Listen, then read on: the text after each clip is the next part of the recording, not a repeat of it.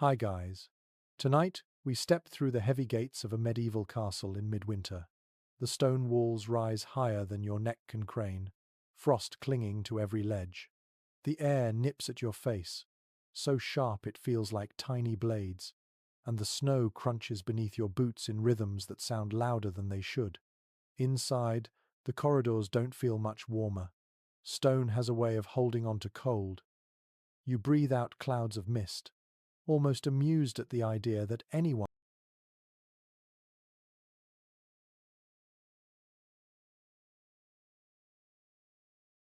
could ever have called this fortress home. You probably won't survive this season without a stash of salted food, a few trusted servants, and maybe a miracle or two. So, before you get comfortable, take a moment to like the video and subscribe, but only if you genuinely enjoy what I do here. And while you're at it, tell me where you're listening from and what time of night it is for you. Now, dim the lights. You picture yourself trudging through the castle's courtyard, where the snow lies thick. A few bundled servants haul logs toward the kitchens.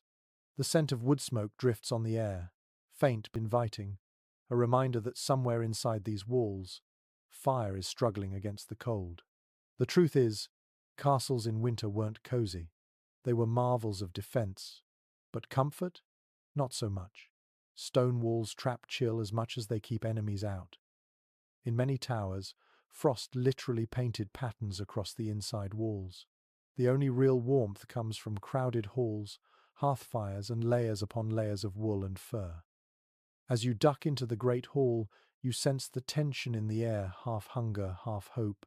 The great fireplaces roar, but the heat barely pushes against the cavernous emptiness of the chamber. Your breath still fogs. The lord and his household gather here not only to dine, but to prove they still control abundance, even as snowdrifts pile against the gates.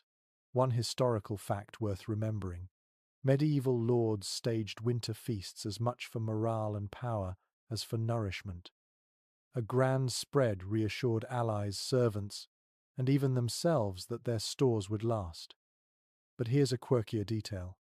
In some castles, rushes scattered across the floor trapped scraps of food and grease all season, layered until they practically became a second carpet, one that stank, of course, when spring thaw came.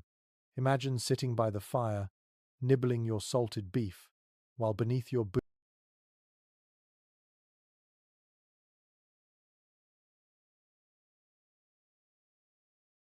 lie months of half-rotten crumbs, feathers, and bones, a medieval version of "Don't Look Down."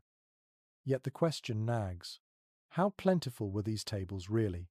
Scholars still debate whether the vast feasts depicted in manuscript illustrations represent everyday abundance or special occasions written large for posterity. Was the winter diet as lavish as it looks in those brightly coloured pages? Or did the artists exaggerate the bounty to flatter their patrons?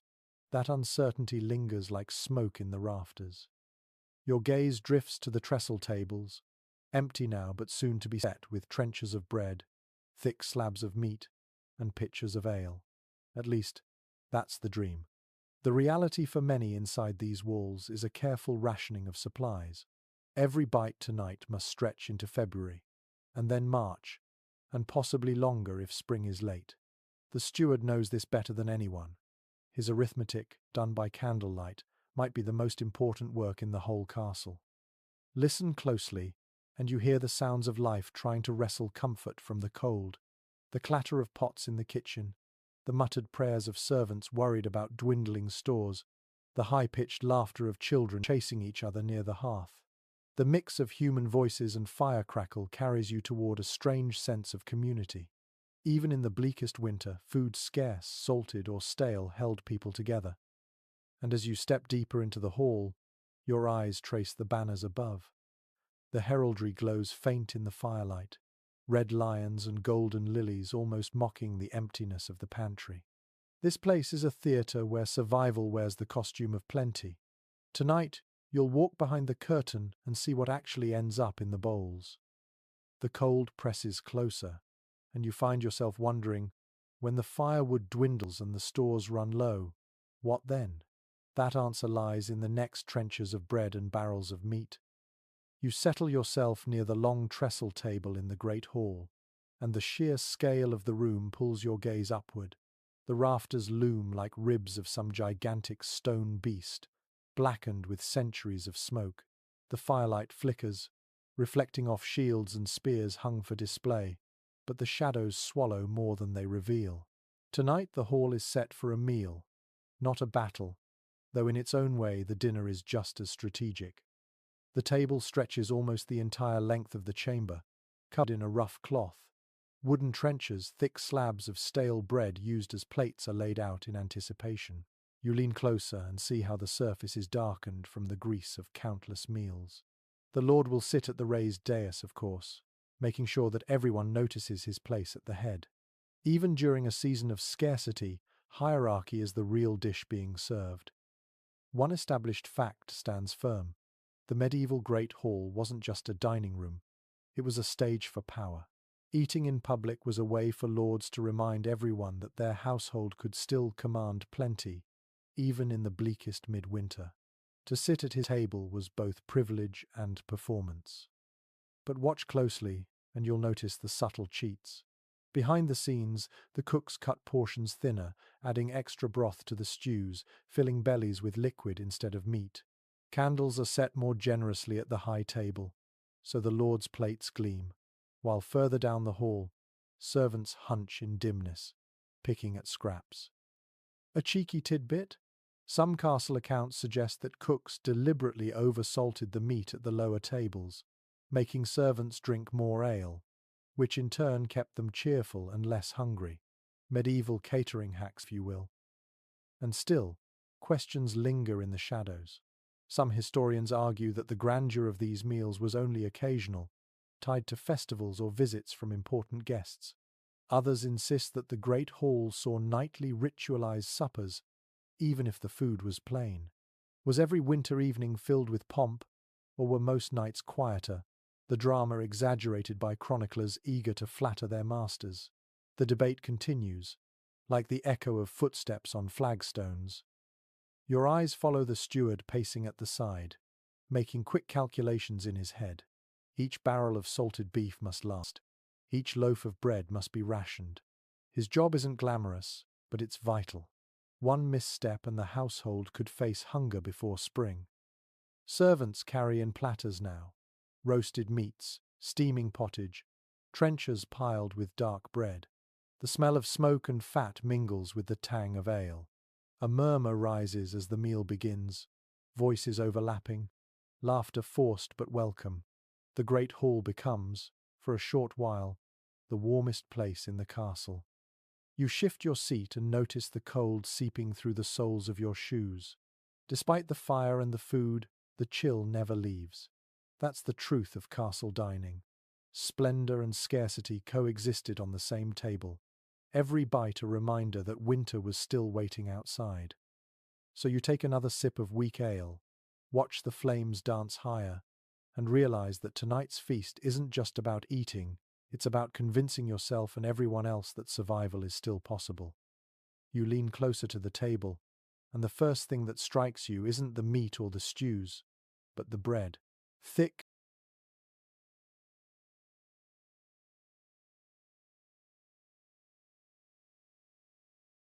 coarse loaves, darker than what you know as bread today, rest heavily on the trenchers.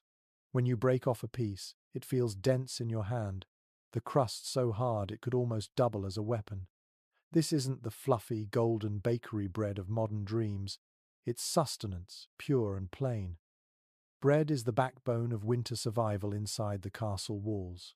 Historical accounts make clear that medieval people ate bread in staggering quantities, sometimes a pound or more per person per day. The grains were often rye, barley, or oats, mixed with wheat only if the harvest had been good or if the household was wealthy. The quality of your loaf spoke volumes about your status. Lords enjoyed manchet bread, pale and soft, while servants gnawed through maslin, a rough mixture of grains that filled the belly more than it pleased the palate. Here's the quirky twist. Those trenchers in front of you, the slabs of stale bread used as plates, weren't thrown away after the meal. They soaked up the grease, sauces, and juices, and were either eaten later by the poor of the household, given to beggars at the gate, or tossed to the dogs. Imagine finishing your dinner and then having your plate handed off as someone else's supper. Recycling, medieval style. But the picture isn't entirely clear. Some scholars argue over just how widespread wheat bread truly was in these northern castles. Did most households rely almost entirely on dark rye through the winter, saving wheat flour only for the lord's family? Or did wealthier strongholds manage to provide fine white loaves more often than records suggest? The evidence is patchy, leaving room for debate that still simmers among historians. You bite into your piece of bread. The flavor is sour, earthy, with a faint tang from fermentation. The chewiness forces you to slow down, and the rough grains scratch the roof of your mouth. It fills you up, but it's far from indulgent. Still, with butter or dripping smeared across it, the loaf becomes a small comfort against the relentless cold. The hall echoes with the sound of teeth crunching through crusts, mugs slamming onto tables, laughter rising in bursts. Everyone here depends on these loaves, from the lord at the high table to the scullery boy in the shadows. The bread unites them all, even while dividing them by quality. And so, in the heart of winter, you realize that survival in the castle doesn't come in golden banquets or endless roasts. It comes in these dense, stubborn loaves that last as long as the steward's stores can stretch them. Bread is not just food here, it is endurance made edible. You sit back, brushing the crumbs from your fingers, and the scent in the hall shifts. It's heavier, saltier, sharper, the unmistakable presence of meat that has been packed away for months. The great barrels lining the storerooms are hauled up now, their iron hoops creaking as the lids are pried loose. A waft of brine and age greets you before the first slab even lands on the table. This is winter's insurance. Salted meat. Without it, the castle would crumble long before spring thaw. Pork and beef were the staples, each animal slaughtered in late autumn, carved into manageable cuts, and preserved in salt until the icy months demanded their sacrifice. The ritual of butchering in November wasn't just practical, it was a communal event, almost a festival. Families gathered to process every last part of the animal: hams, shoulders, bellies, tongues, and even ears. Nothing went to waste, and once the fresh cuts had been eaten, the rest went under layers of coarse salt, buried like treasure waiting to be unearthed. The historical fact stands solid. Castles relied on these salted stores to survive. Fresh meat in January was rare unless you had hunting rights or an extraordinary stroke of luck. Instead, these brined slabs became the protein that kept households moving through the snow. Without them, you'd have little but bread and broth to chew. But salted meat isn't glamorous. You notice how stiff and leathery it feels as it's hauled from the brine. The cook must soak it in water overnight, sometimes longer, to draw out the salt before it can be boiled or roasted. Even then, the texture is tough, the flavor dominated by preservation more than freshness. Yet when hunger presses hard, the salty chew feels like luxury.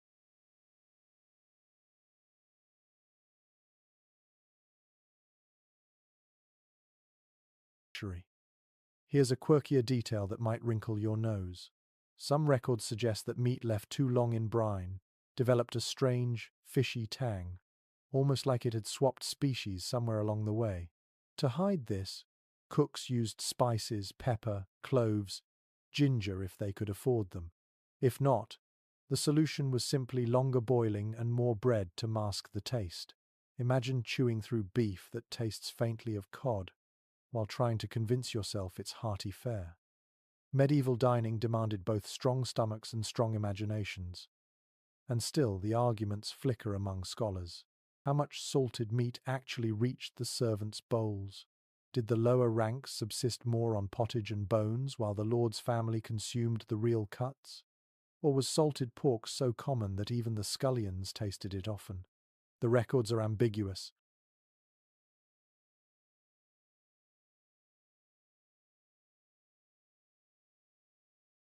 Shaped by who kept them and for whom they wrote. Some argue that the poorer servants saw meat rarely, while others point to household accounts, showing barrels allocated across all ranks. The truth may lie somewhere in between, blurred by hunger and hierarchy. You watch as the meat is carved and served. Thick chunks drop onto trenchers, juices pooling, the smell rich yet faintly metallic. Steam curls up in ribbons, carrying hints of garlic and onions that were boiled with the cuts to soften the salt. The lord at the high table receives the best slices, marbled pork belly, fatty and indulgent compared to the dry slabs doled out further down. Servants chew more slowly, gnawing at tougher cuts that take effort to swallow. Yet all eyes stay on the food, grateful that there is something to chew at all. The hall hums with the sound of teeth tearing into sinew, knives scraping against wooden trenchers, mugs lifted for ale to wash down the salt. The salt dries your mouth,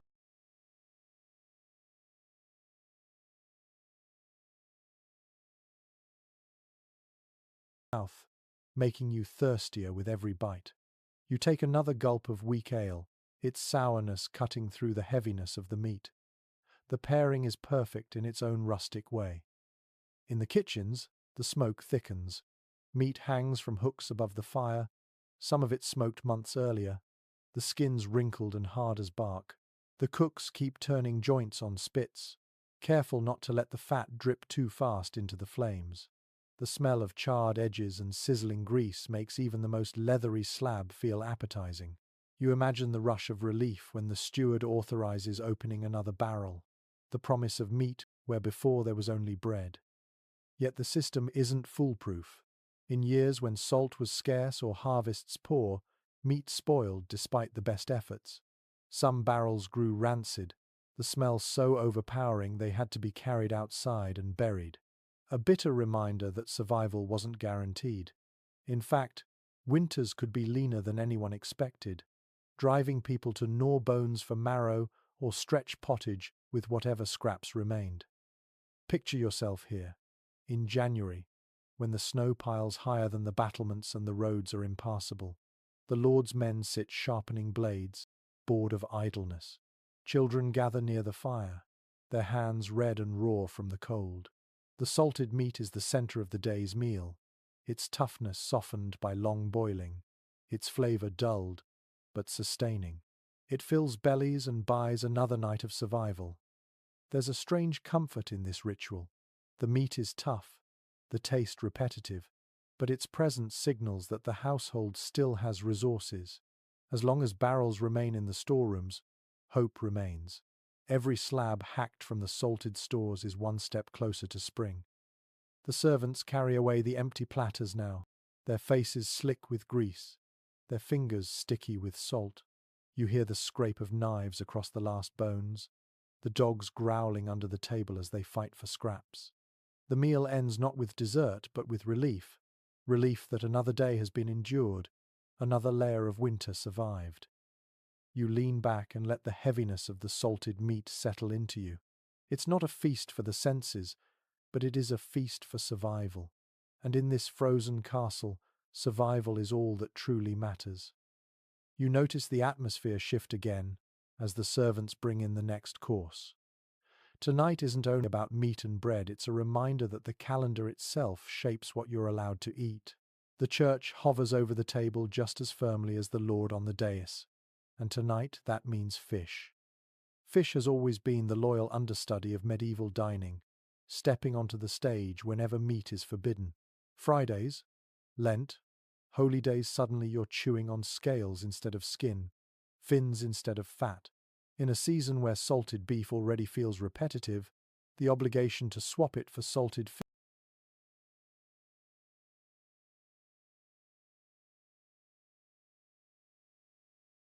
fish might feel more punishment than piety. One well-recorded fact stands out. The medieval church required abstinence from meat on nearly half the days of the year. That's a staggering number when you picture a calendar peppered with saints' feasts and holy observances. A noble household had to plan carefully, stocking not just pork and beef, but barrels of herring, cod, or eels to cover all those meatless days. Without fish, you'd be breaking both diet and doctrine. But the reality of fish in winter wasn't quite the romantic image of sparkling rivers and fresh catches.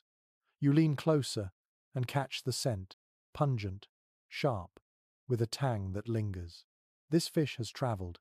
Much of it was preserved, dried, smoked, or packed in brine hauled in carts from coastal markets days or even weeks away. Herring was the commoner's staple, cheap and abundant, while freshwater fish like trout or pike were reserved for those lucky enough to control fishing rights near their estates. There's an odd curiosity that might raise your eyebrows. Live eels were sometimes kept squirming in barrels of water inside castle kitchens so they could be slaughtered fresh. Imagine passing through the smoky room and seeing half-dozen wooden tubs with slippery creatures twisting inside, ready to be stewed. Not exactly the cozy image of winter comfort you were hoping for. Yet the interpretation isn't straightforward. Some historians wonder if preserved fish truly made it into the diets of lower-ranked servants, or if it was largely reserved for the tables of monks, nuns, and high nobles. Others argue that even the humblest members of a household would have tasted herring often, given how cheaply it could be bought in bulk. The records leave us with a split impression. Did fish sustain all levels of society in winter, or did it serve mostly as another badge of status?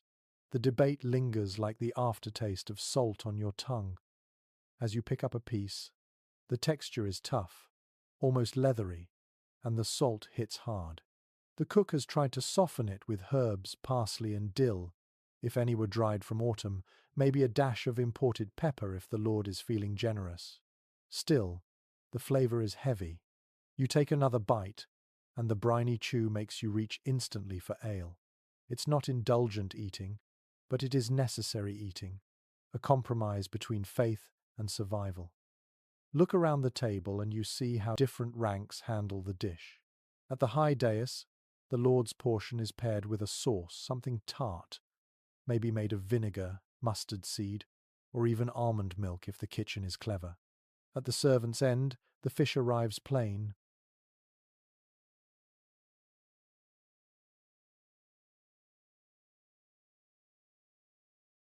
boiled, barely enough to take the edge off hunger. The contrast is stark, but both groups chew in silence, aware that faith requires patience. The kitchens bear their own smell now, a mixture of smoke and brine. Hooks hang with smoked salmon and eel, their skins shriveled and blackened. A cauldron bubbles, filling the air with steam that makes your eyes sting. Children peer in with wrinkled noses, not entirely sure whether to be excited or repulsed. For them, meatless days feel like an endless season of chewing through bones and scales, waiting for something richer to return. Yet fish had its charms too. In wealthier castles it wasn't only herring and cod. Sometimes the steward arranged for delicacies, lampreys, strange eel, like creatures with sucker mouths that nobles adored, but which might make your stomach turn. Other times, sturgeon arrived, its flesh dense and rich, a status symbol as much as a meal. Eating such fish was a declaration. This household had connections, wealth, and control even in midwinter. What might surprise you is that some of these delicacies travelled extraordinary distances. Salted cod from the North Sea, or even from Iceland, ended up on tables in castles far inland. The medieval supply chain, powered by rivers and trade routes, made it possible for a castle in snowy Burgundy to serve fish that once swam in the Atlantic. Global logistics, centuries before you thought they existed. Still, practicality dominated most days. Fish was boiled into stews, shredded into potages, or fried in pans when oil could be had. Recipes aimed to disguise the sameness, but by February, the repetition must have been wearying. Imagine waking up knowing that today, once again, your main protein will come from a creature that smells stronger the longer it waits in the storeroom. Faith may have demanded abstinence, but your taste buds surely muttered protests. The debate continues among researchers. Did medieval people genuinely enjoy the taste of these preserved fish, or did they tolerate it because of necessity? Was devotion sweetened by familiarity, or did people count down the days until meat returned to the pot? We can't quite know, but the wrinkled noses in some chronicles suggest more duty than delight. Back in the hall, mugs are raised to wash down the brine, laughter breaking out in bursts as the ale loosens tongues. For a moment, the fish becomes less about flavor and more about ritual. Everyone here shares the same salty mouthfuls, the same grumbles, the same anticipation of feasts to come. The act of eating together, bound by the same rules, binds the castle as surely as its stone walls. You set your trencher aside, wipe your hands on a rough cloth, and notice the hunger hasn't fully left. The fish has filled your stomach, yes, but it hasn't warmed you like roasted meat would. Outside, snow presses hard against the shutters, and the wind howls through cracks in the stone. Inside, you're left with the aftertaste of the sea, hundreds of miles from where the fish was caught. Still, you can't deny its role. Fish is more than a meal, it's faith, it's logistics, it's survival disguised as obedience. And as you lick the salt from your lips, you realize that winter in the castle wasn't just endured through strength of arms or walls of stone, but through barrels of brined creatures hauled from far-off shores. Without them, the calendar of saints might have starved an entire household. The hall grows quieter once the fish courses are cleared away. The smell of brine still lingers in the air, sharp, persistent, but now another scent begins to drift from the kitchen, something creamier, softer, and far more comforting. You catch the warm hint of milk bubbling in a cauldron, the tang of curds forming, the buttery richness that promises a small but meaningful change from the salt-heavy meals of the past days. Dairy is making its appearance. In winter, dairy was a gamble. The cows gave less milk, hens laid fewer eggs, and every animal felt the bite of cold just as keenly as their human keepers. Yet, when you finally taste a piece of cheese or spread a smear of butter across a crust of bread, it feels like a blessing, something familiar, and filling in a season that seems designed to wear you down. One reliable truth surfaces in the records. Cheese was one of the most important preserved foods in a medieval castle.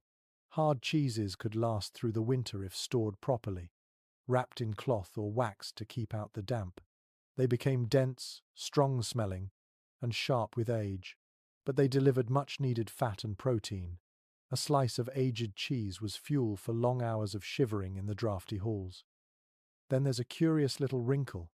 Not all cheese was aged.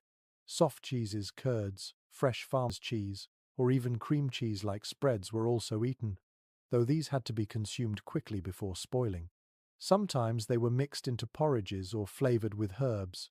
Imagine stumbling upon a fresh, tangy lump of curds in January and realizing it's one of the few things on the table that doesn't taste like salt or smoke. But there's disagreement among historians about how available dairy really was during the coldest months. Some argue that castle herds were large enough to provide milk year-round, albeit in smaller amounts. Others believe that by deep winter, fresh dairy was almost absent, leaving only the aged wheel of cheese as reminders of sunnier months. The truth likely varies by region, by wealth, and by sheer luck with the weather.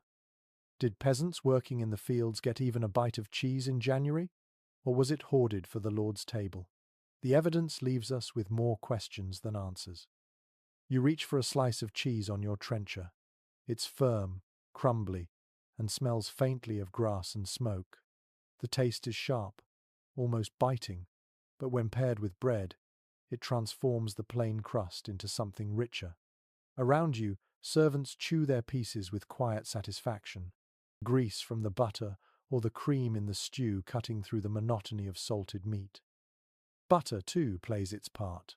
Though harder to store long-term, when available it added richness to bread or melted into stews, turning humble vegetables into something indulgent.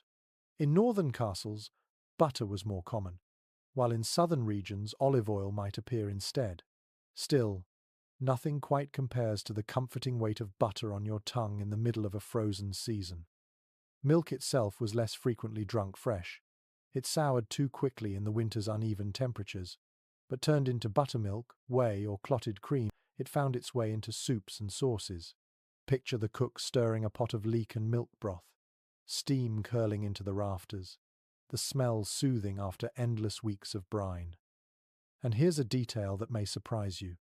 In some places, whey from cheese, making was fed to pigs, recycling every drop of nourishment in a closed loop. What began as milk ended up, months later, as pork. A cycle of survival played out in barrels and pens, where nothing was wasted if it could be eaten. The kitchen during dairy preparation is its own world. You hear the steady clink of wooden spoons scraping curds, the hiss of cream boiling too close to the fire, the soft voices of dairymaids checking texture with practiced hands. Their work is quiet compared to the butcher's, but no less essential. In fact, the presence of butter or cheese at the table carries a certain comfort, the sense that the castle still controls a little softness in the middle of the harshest season. At the high table, the lord's family might receive delicate dishes, cheese flavoured with saffron, butter moulded into decorative shapes, or custards thickened with eggs saved for the occasion. For them, dairy could be an expression of wealth and refinement.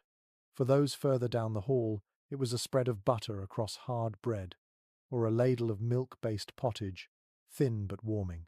Either way, the creamy textures and richer flavours offered a rare reprieve from the monotony of meat and fish. Yet dairy was never without risk. Spoilage lurked in every corner of the storerooms. A wheel of cheese left in dampness could turn sour, inedible, and even dangerous. Butter went rancid quickly if not salted heavily, and when supplies ran short, resentment stirred was the lord hoarding the last of the fresh butter, while the servants chewed their way through stale bread alone. The politics of dairy could be as sharp as the cheese itself. The children, however, hardly cared. They licked butter from their fingers, giggled over curds, and dreamed of milk warmed with honey before bed. To them, dairy was sweetness and comfort, the closest thing to a treat in a castle where sugar remained a far-off luxury. Watching their joy, you feel the heaviness of salted meat lift, if only for a moment. Some chronicles even hint at unusual dairy practices. In certain households, cheese was deliberately made so hard it could be grated into stews like a spice, stretching its use for weeks. In others, cream was churned into butter during festive days only, saved as a seasonal luxury. These quirks remind you that nothing in the castle was straightforward. Every food carried with it layers of ritual, necessity, and chance. As you finish your portion, the aftertaste lingers, strong but satisfying. You realize that dairy, fragile though it was, provided something more than calories. It offered variety, comfort, and the illusion of abundance, a reminder of warmer months when pastures were green and cows were heavy with milk. In the cold silence of January, a wheel of cheese was as much memory as it was meal. You lean back, wipe your hands, and glance around the hall. Servants scrape butter from bowls, nobles sample custards with small spoons, and the steward takes mental notes of how quickly the cheese wheel shrinks. Every bite is both nourishment and calculation, a step closer to spring or a misstep toward famine. The wind howls outside again, rattling the shutters, but for a few moments the taste of milk and butter dulls the edge of winter, and as you swallow the last crumb, you understand dairy was never guaranteed in a medieval winter, but when it appeared, it brought with it the soft whisper of survival dressed as comfort. You rise from the great hall and follow the smell of earth down into the lower chambers of the castle. The steps grow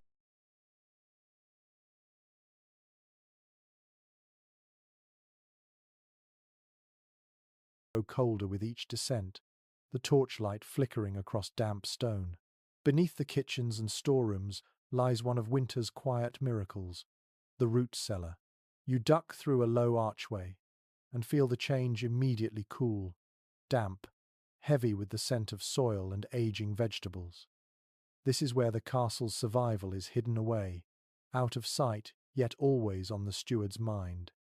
A clear fact from medieval household accounts is that root vegetables, parsnips, turnips, carrots, onions, and sometimes beets were the backbone of winter diet after bread. They lasted for months if kept cool and dark, their sugars slowly concentrating as they aged. By January, these weren't fresh and crisp, but wrinkled, tougher, sweeter in their own way. They went straight into potages and stews, softening in the pot until they melted into the broth. You stoop down to touch a parsnip, its skin pale and cracked, soil still clinging to it. It looks tired, but it still holds the promise of calories. Imagine being a servant in January, pulling out a basket of these roots, and knowing that this is what will keep the children alive through the snow. No parsnip, no turnip, no supper. There's a delightful oddity here too. Some chronicles describe how certain vegetables were deliberately buried back into mounds of earth or sand within the cellar, preserving them longer by mimicking the soil. You picture baskets filled with damp sand, turnips poking out like strange treasure, waiting weeks or months until someone's hunger forced them to the fire. A medieval refrigerator of sorts, but one that required daily vigilance. Yet uncertainty clouds our modern understanding. Did castles truly manage to store enough vegetables for every winter, or were cellars more symbolic than sufficient? Some scholars argue that records exaggerate storage, suggesting that spoilage rates were higher than people admitted. Others maintain that skilled stewards, especially in wealthy households, managed to stretch roots until spring with remarkable success.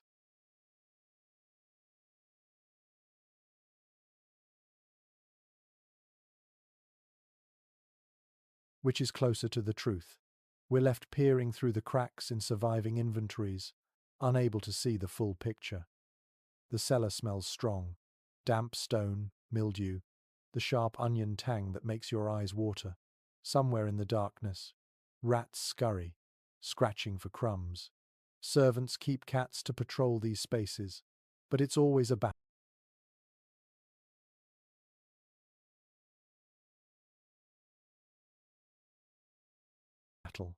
Every turnip nibbled is one less meal.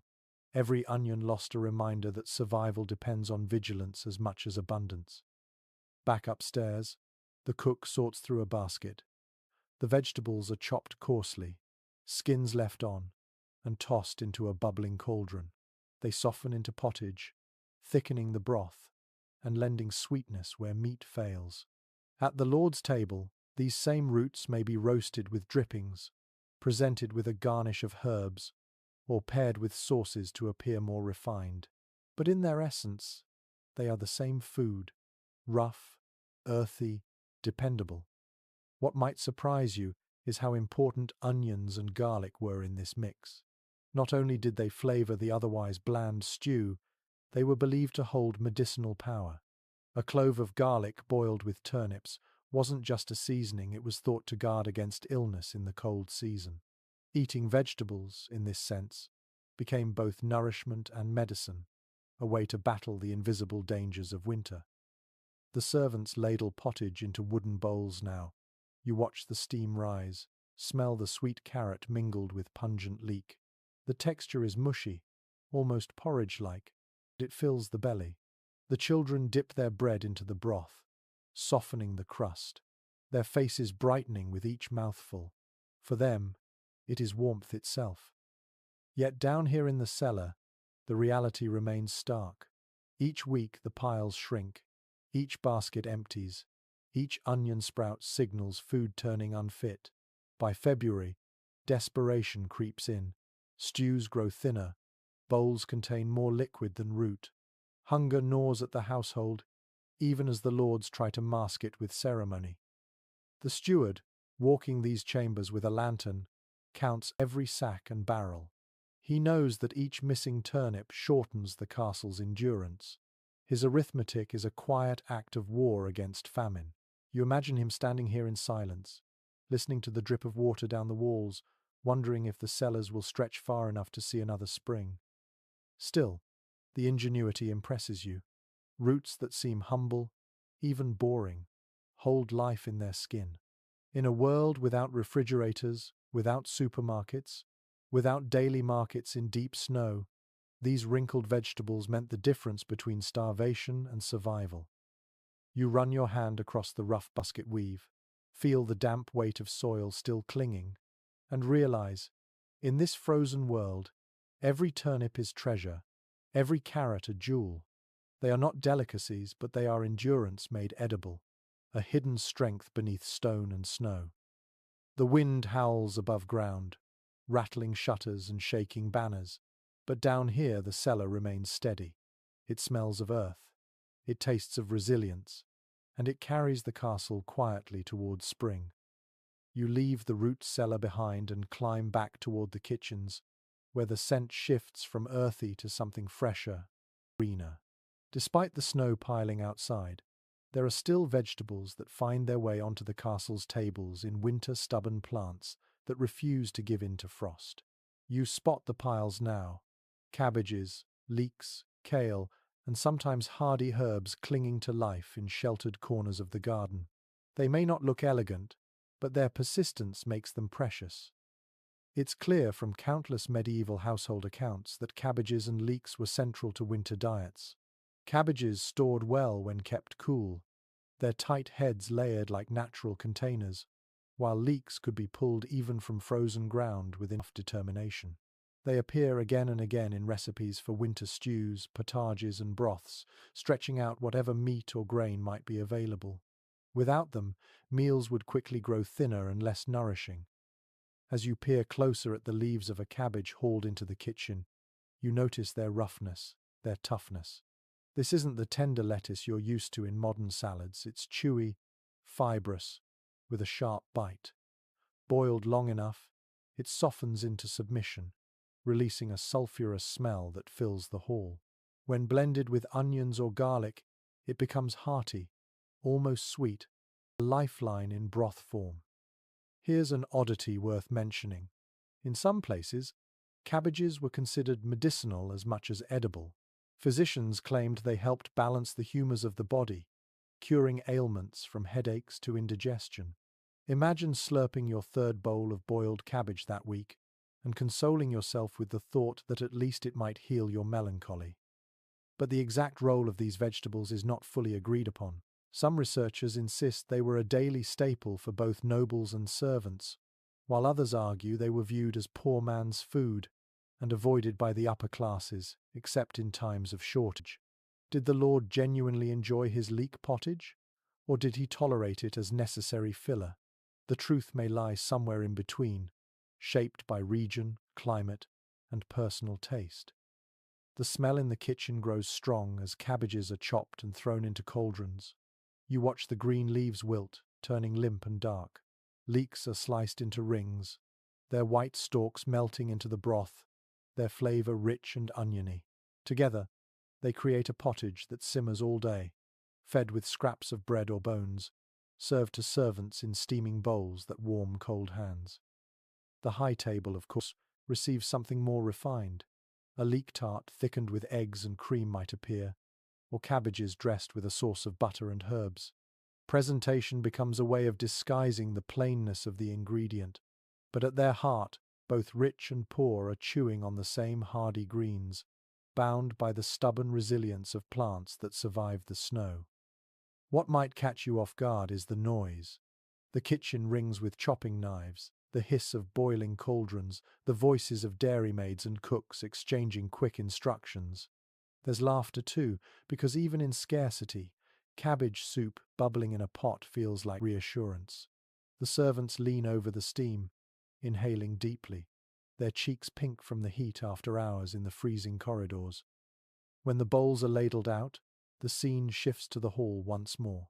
You dip your spoon into the thick broth, the steam warming your face. The taste is simple, earthy, slightly bitter at first, but then it grows on you. Paired with bread, it fills you, not with luxury, but with the sense that the castle can endure another day. Children sip it greedily, wiping their mouths with the backs of their hands, while elders nod, satisfied to taste something beyond salt and brine. The debate about how these vegetables were perceived lingers among scholars. Some argue that manuscripts and cookbooks underreport their use because they were too ordinary to record, the daily fare of commoners rather than the glamorous dishes of nobles. Others suggest the opposite, that their medicinal and symbolic importance made them more valued than we assume today. The truth, as always, remains murky, caught between everyday necessity and cultural bias. Still, you can't deny their value. In a world where freshness was fleeting, cabbages and leeks stood strong. They were humble, yes, but their very humility made them powerful. Without them, pottage would collapse into thin water, and winter would gnaw harder at empty stomachs. As you finish your bowl, you notice how the warmth spreads through your chest, slower than wine but steadier. The wind rattles the shutters again, snow whirls in the courtyard, but you feel anchored, sustained. These greens may not dazzle, but they endure, and in winter, endurance is the greatest feast of all. The steam rising from the cauldron thickens, and you realize that not everyone in the castle dines on roasted meat or even cabbages dressed in cream. For most of the servants, soldiers, and workers, the daily meal boils down to a single, reliable dish: pottage. Thin, watery, endlessly adaptable, it was both a curse and a comfort. The hall may echo with the crack of joints being carved at the high table, but for the majority sitting further down, their world is a bowl of stew that rarely changed. The hard truth, well attested by medieval records, is that pottage fed the bulk of the population. Grain, roots, greens, and whatever scraps of fat or bone the kitchen could spare went into the pot, bubbling together into a dish that might be thick and nourishing one day, watery and sad the next. It wasn't glamorous, but it filled the belly, and that was enough. You take a seat near the servant's end of the table, wooden bowl in hand. The liquid is hot, almost too hot, the steam making your face prickle. You sip, and the taste is bland. Onions, cabbage, a whisper of barley. If you're lucky, there's a shred of salted meat or a lump of cheese stirred in, but often it's just vegetables stretched thin across too much water. The texture is soft, almost mush, and it slides down quickly. Hunger makes you grateful, even as your tongue longs for more flavor. Here's a detail that might amuse you. Some recipes for pottage included whatever herbs grew nearby, and that sometimes meant nettles. Imagine being served a soup with leaves that could sting your fingers raw if touched fresh. Once boiled, they lost their bite, but the idea of eating nettles tells you just how resourceful medieval cooks had to be. Nothing green went to waste, not when snow covered the fields. Still, scholars puzzle over the exact role of pottage in noble households.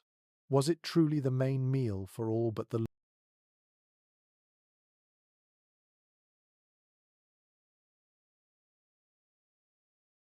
lord and his family? Or was it more universal, eaten even at the high table but dressed up with richer additions? Some accounts describe fine pottages made with almonds, spices, and saffron, clearly designed for elite palates. Others suggest that noble families avoided the dish altogether, seeing it as the food of servants. The evidence is contradictory, leaving us to imagine both possibilities simmering side by side. The kitchens reveal another side of the story. You watch as the pot is stirred constantly, the thick liquid sticking to the bottom if neglected. Cooks drop in bread crusts, bones, and any scraps left over from earlier meals. It's less recipe than ritual, a way of recycling the castle's food into one dish that never stops cooking. The pot might bubble from dawn to dusk, its contents changing slightly as new ingredients are added, old ones ladled out. A medieval slow cooker, endlessly replenished. The servants gather around, bowls in hand, slurping noisily. Their laughter is tired but genuine, their hunger dulled for now. Children scoop the mush with bread, softening their crusts in the broth, while the older men chew slowly, grateful for the warmth. The communal nature of the dish is striking. Everyone shares from the same pot. Everyone's portion looks more or less the same. Hunger levels the ranks, if only briefly. You take another spoonful, and the taste deepens. A hint of garlic, perhaps, or maybe just the strong flavor of a leek boiled down until it disintegrates.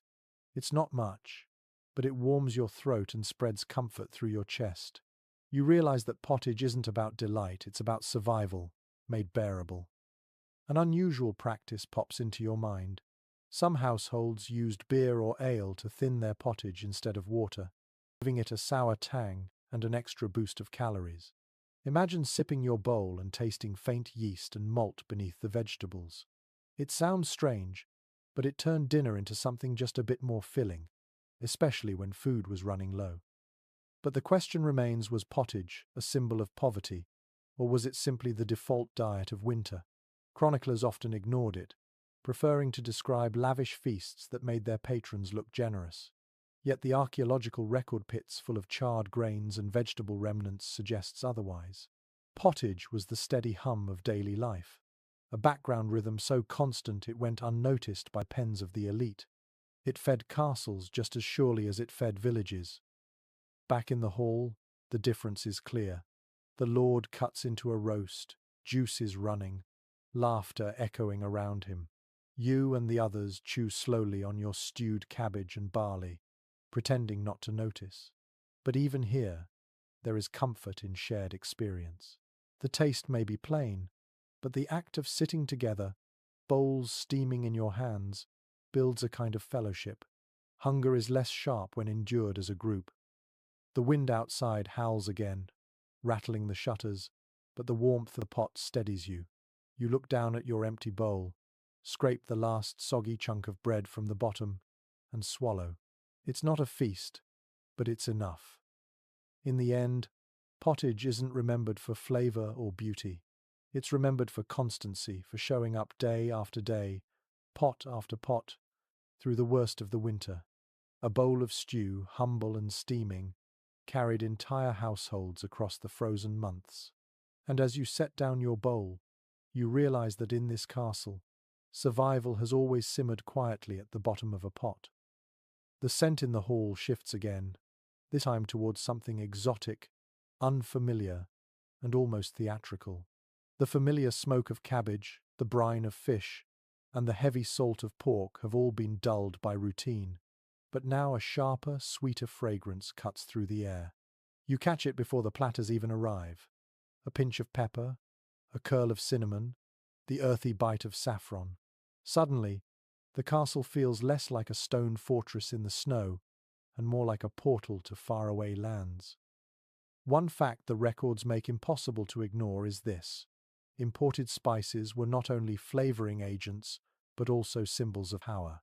Peppercorns from India, cloves from the Moluccas, saffron threads from Spain or beyond, they travelled thousands of miles before being poured onto these trenches. To taste them in a frozen hall was to taste wealth itself, proof that your household reached into the world's trade routes. You lean forward and inhale as the Lord's dish is placed on the dais. The meat glistens, sprinkled with saffron that dyes the broth golden. For a moment, the bleakness of winter seems far away. Color and aroma lift the mood, creating the illusion of summer sunshine bottled in a spice jar. What might raise your eyebrows is how these precious seasonings were used, not only to impress or delight, but often to disguise. Salted meat gone slightly off? Add pepper. Fish too briny? Cinnamon might soften the blow. Almond milk thickened with saffron could turn an otherwise unappetizing pottage into something resembling luxury. Imagine chewing through half-rancid beef, while convincing yourself that the pepper burn on your tongue is flavor. Still, the question of how widespread these spices really were remains unsettled. Some scholars suggest that only the wealthiest castles could afford regular use, while others argue that pepper was common enough to appear even in middling households, though in smaller amounts. Did servants ever taste saffron, or was it locked firmly at the lord's end of the table? The accounts are contradictory, leaving us to wonder whether spices were daily enhancements or rare performances of wealth. You take a piece of bread and dab it into the sauce dripping from the lord's dish. The taste explodes sharp, hot, slightly sweet.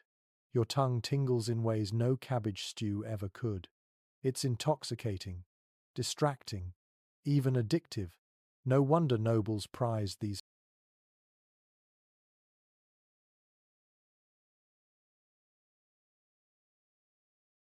flavors.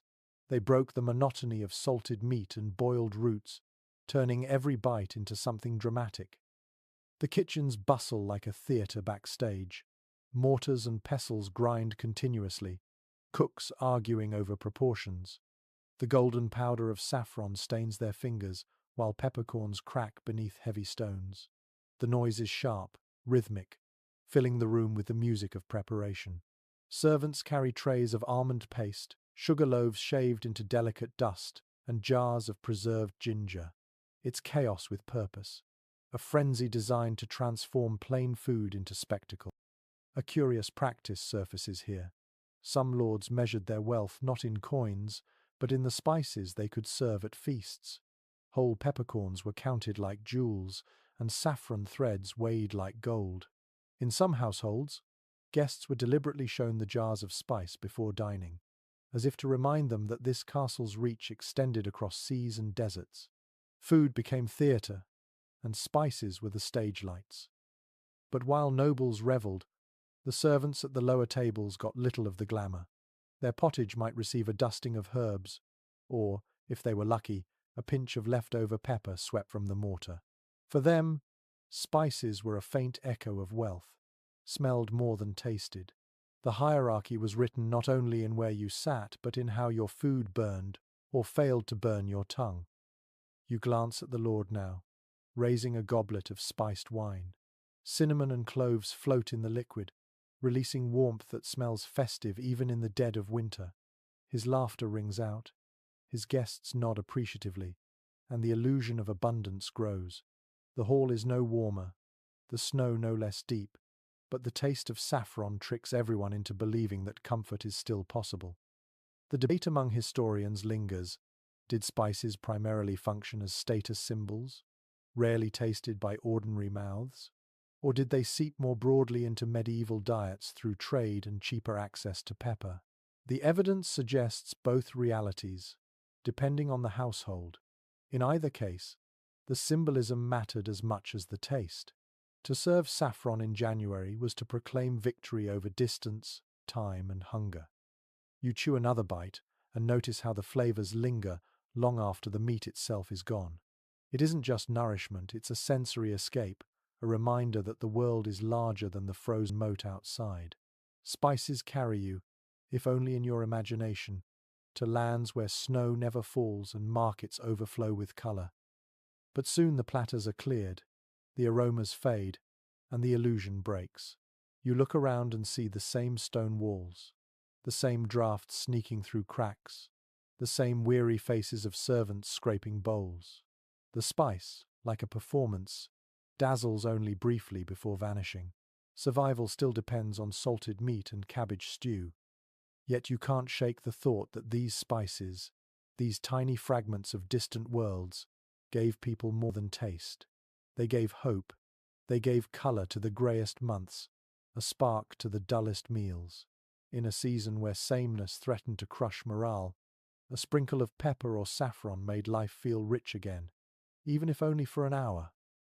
As you sip the last of the spiced wine, the warmth spreads through your chest, softening the chill. You realize that spices were more than food. They were stories, memories, and promises of elsewhere. And in the middle of a freezing castle, that might have been their greatest gift of all. The feast lingers in your senses, but after the spice fades, another liquid companion takes the stage, one that never truly leaves the castle table. You lift a wooden cup, sniff, and sip. The taste is faintly sour, a little sweet, and far safer than anything drawn from the well. This is ale, sometimes called small beer, the everyday drink that flowed more reliably than water itself. A clear pattern emerges in medieval records. People of every rank drank ale daily. It was considered safer than water, which could be contaminated by waste from humans and animals alike. Brewing, even when crude, boiled away dangers and turned grain into liquid nourishment. Adults, children, nobles, and servants all consumed it, though the strength and quality varied wildly depending on status and circumstance. You take another sip, and notice how weak it island. The alcohol content is low, barely enough to blur your vision, but that wasn't the point. This small beer was hydration as much as indulgence, providing calories in liquid form. It filled bellies, kept thirst at bay, and made life in freezing stone halls just a little more bearable. One detail that might make you smile. Brewing wasn't only the work of professional alewives or monastery brewers. In some castles, every kitchen maid was expected to know the basics of fermenting grains into drink. Some batches turned out sweet and smooth, others sharp and vinegary, but all were consumed with little hesitation. Imagine living in a place where drinking water straight from the well was considered reckless, but giving your child a mug of beer before bed was completely ordinary. But there's still disagreement about the exact role of ale in castle diets. Did servants truly drink it at every meal, or was it rationed more carefully than we assume? Some historians argue that lower quality ale was brewed in huge quantities and ladled out daily, while others suggest it was scarcer in winter, forcing people to stretch thinner batches. The truth likely lies between these views, shaped by the size of the household and the stores of grain. The brewing process itself was a spectacle. Down in the castle's brewhouse, huge cauldrons boiled with malted barley. Steam filled the chamber, smelling sweet and earthy, a contrast to the acrid smoke of the kitchens. Wooden tubs lined the walls, frothing with fermenting liquid, a sour tang rising as yeast did its quiet work. Servants moved constantly, stirring, skimming, transferring liquid from one vessel to another. The process was laborious, but continuous. There was no pause in brewing when dozens of mouths depended on the drink. At the high table, ale could be clear and golden, flavoured with imported hops or herbs like rosemary and sage. For servants, the drink was cloudy, gritty, sometimes sour enough to make the lips pucker. But either way, it warmed the body and softened the sharp edges of daily life. You sip again and feel it spread, not as fiery heat but as a mellow comfort. Conversation in the hall grows louder, laughter rising, arguments softening. Ale loosened tongues and eased tempers, playing its role in the social rhythm of the castle. Without it, winter nights would have been far gloomier. There's an amusing tidbit from some chronicles. Records of ale rations being so large that by modern standards, each adult consumed several litres a day.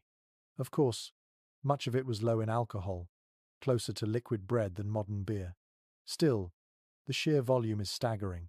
Picture a castle where everyone, from lord to scullion, walks around with a faint buzz, the hall echoing with cheerful slurs instead of grim silence. And yet, ale wasn't invincible.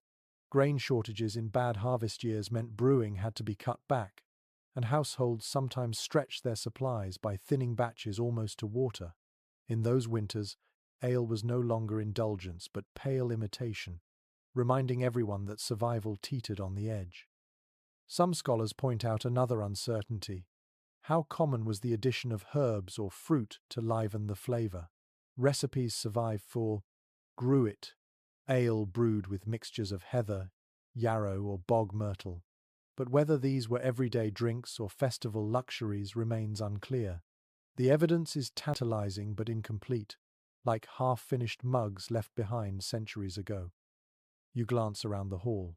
Children sip weak ale from wooden cups, the liquid sloshing as they giggle. Servants guzzle more greedily, their cheeks flushed.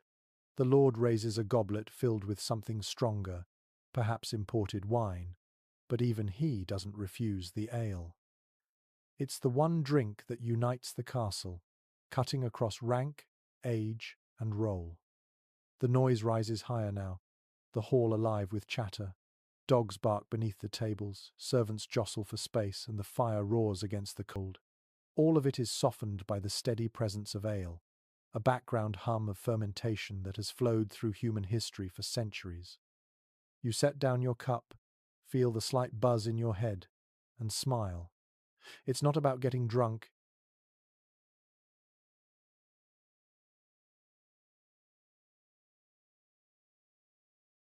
It's about staying alive, hydrated, and just a little happier in the face of endless snow. Ale isn't luxury here. It's routine, survival, and a kind of quiet joy poured into every wooden cup. The hall begins to quiet after the ale is poured, but at the lord's end of the table, servants carry in something more refined. The wooden cups of cloudy beer look humble compared to the gleaming pitchers now placed near the high dais. The liquid inside is darker, richer, and, in the dim light of the torches, almost glows ruby red. The lords and ladies murmur with anticipation as wine takes its turn to command the hall. One truth from the ledgers of wealthy castles is clear: imported wine was the drink of status. Unlike ale, which could be brewed on site, wine often travelled hundreds of miles before reaching a northern fortress.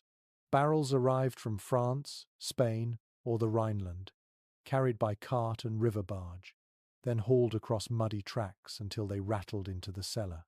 To uncork a barrel in January was to announce wealth as much as taste.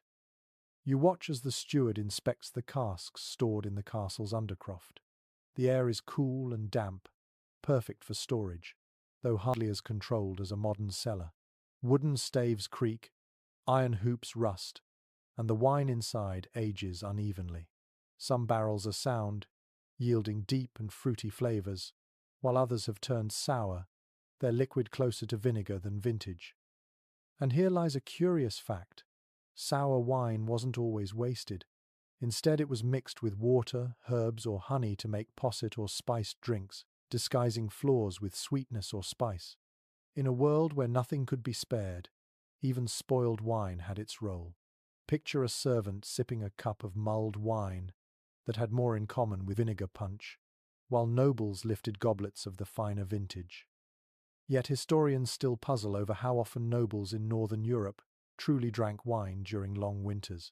Some argue that only the richest castles could afford steady supplies, while others note that even middling estates sometimes prioritized wine imports to display status during feasts. Did wine flow nightly, or was it rationed carefully for festivals and holy days? The surviving records don't fully agree. Back in the hall, the difference in rank is sharp.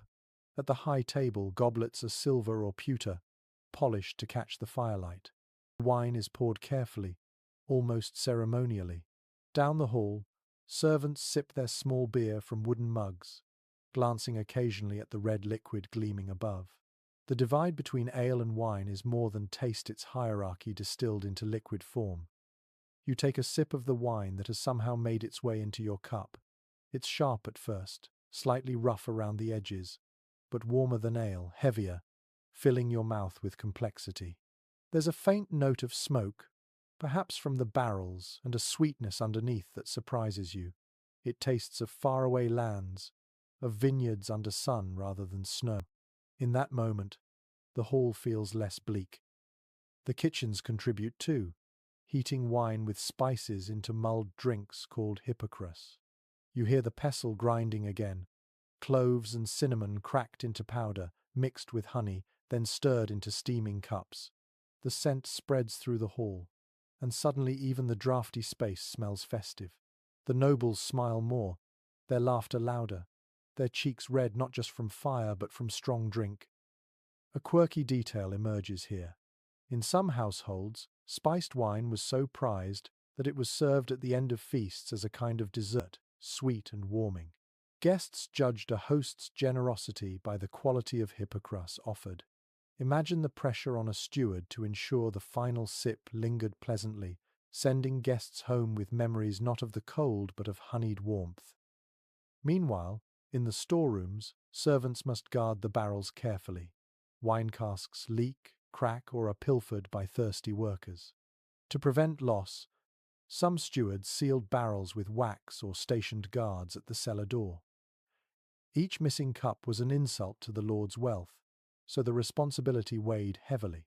You picture a kitchen boy seeking a taste from a tap, only to find himself whipped for daring to steal a drop of status.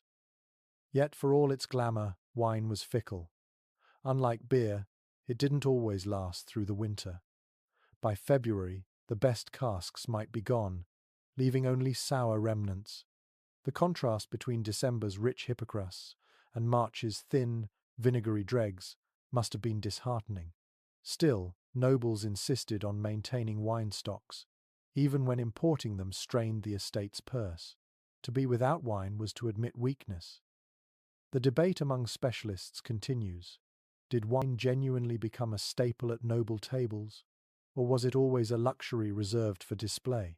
Some argue that northern castles gradually integrated it into daily meals, while others maintain it was ceremonial, consumed only in limited quantities. Whatever the case, its symbolic power cannot be denied. Back in the hall, you cradle your cup, feeling the warmth of the drink spread through your chest. The chatter grows louder, the shadows feel softer, and for a moment, you forget the ice pressing at the walls. Wine is more than drink, it's illusion, a transformation of atmosphere. It brings a taste of vineyards to a world of snow, a sense of abundance where scarcity rules. Servants clear the tables now, carrying away empty goblets and mugs. Dogs lick at spilled drops, their tongues stained faintly red. The fire crackles louder, the hall buzzing with contentment. You set down your cup and feel a brief calm wash over you, as though the castle itself has exhaled. Wine may not last the winter. It may sour, spoil, or vanish into thirsty mouths. But for the nights when it flows, it brings with it more than nourishment. It brings spectacle, warmth, and a fleeting sense that the world beyond the snow is still within reach. The fire flickers lower, casting long shadows on the stone walls, but the meal is not yet finished. After salted meat, cabbage stews, and even the sharp burn of wine, another craving creeps forward: sweetness. In a world without refined sugar, that craving is satisfied by one golden treasure: honey. You watch as a servant carries in a clay pot, its lid sealed with wax. When it is cracked open, the smell is unmistakable: floral, rich, and thick with promise. One certainty from medieval sources is that honey was the primary sweetener of Europe before sugar became widespread. Every castle that could keep bees did so, often in wicker skeps placed near gardens or orchards. The honey collected in summer was stored carefully, dripped into pots, and hoarded like treasure. In the cold of January, a spoonful of it was more than food. It was comfort, medicine, and luxury in equal measure. You dip your finger into the sticky liquid and taste. It coats your tongue, heavy and slow, clinging longer than wine or ale. For a moment, it feels like sunlight stored in edible form, a reminder of buzzing summer fields long buried under snow. Its sweetness is almost overwhelming after weeks of salted and sour flavors. A curious little twist emerges here. Beeswax, the byproduct of honey, was just as valuable. It became candles for the chapel, salves for cracked skin, and even polish for armor. In a sense, the hive fed both body and soul, offering sweetness and light during the darkest months. But the scale of honey use in castles remains debated. Some historians suggest honey was plentiful in rural estates, available even to lower ranks, while others argue it was carefully rationed, reserved for noble tables and medicine chests. Did the scullions ever taste it, or did they watch enviously as golden drops disappeared into the Lord's custard? The answer shifts depending on the records, leaving us with a sweet uncertainty. Beyond honey itself lay its spirited cousin, mead. You hear the sound of clay cups clinking, the liquid inside a golden amber. Mead was honey fermented into alcohol, producing a drink both sweet and intoxicating. Unlike ale, which was weak and everyday, mead carried a hint of festivity, often reserved for feasts and celebrations. In winter, when joy felt scarce, a cup of mead lifted spirits higher than most foods could manage. The taste of mead is rich, thicker than wine, sweet yet sharp with fermentation. You imagine servants whispering prayers of thanks when the steward opened a cask, knowing that the night ahead would be warmer, louder, and happier. Mead was more than drink. It was mood, capable of transforming a silent hall into a buzzing hive of laughter.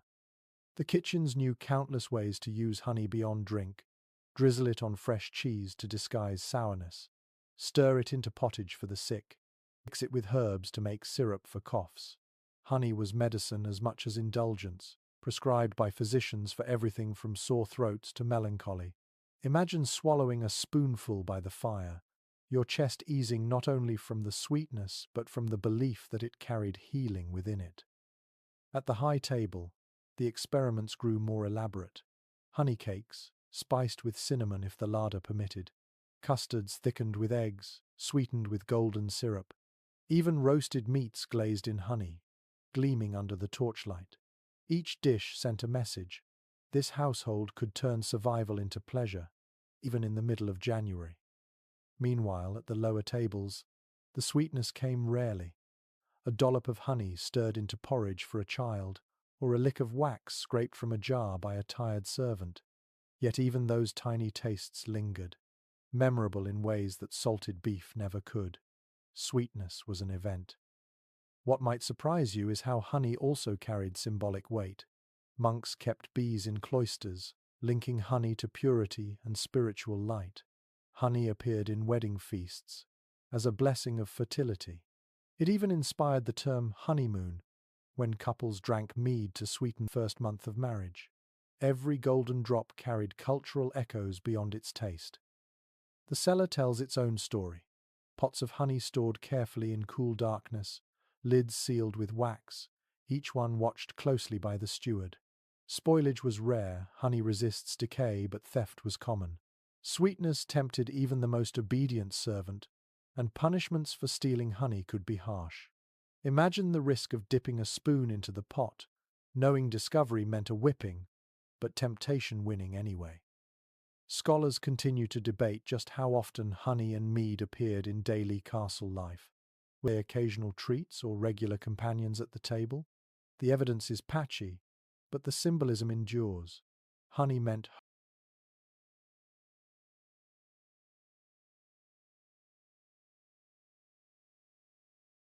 hope, sweetness against the bitter cold, light in the darkness. You take another sip of mead, the warmth spreading through you. The hall seems brighter, laughter louder, and even the dogs beg happily at the edges of the table. For a little while, the monotony of salted meat and sour ale is forgotten. Sweetness has its way of reshaping memory, making the night feel softer than it really island. The fire pops, sending sparks upward. Servants clear bowls sticky with honey. Children lick their fingers, and the Lord smiles with satisfaction. The snow still falls outside, relentless as ever, but in here, golden liquid has created a bubble of warmth and joy. Honey doesn't fill bellies like bread, nor does it preserve like salt, but in the middle of winter, it offers something just as essential: delight. And sometimes, delight is what keeps the cold at bay long enough for morning to come. The honey jars are sealed once more and carried back to storage, but another sound breaks the lull of the hall: the cackle of hens. You turn toward the corner where wicker baskets sit, straw spilling from their edges. A boy pulls out a small clutch of eggs, his hands careful as though holding gems.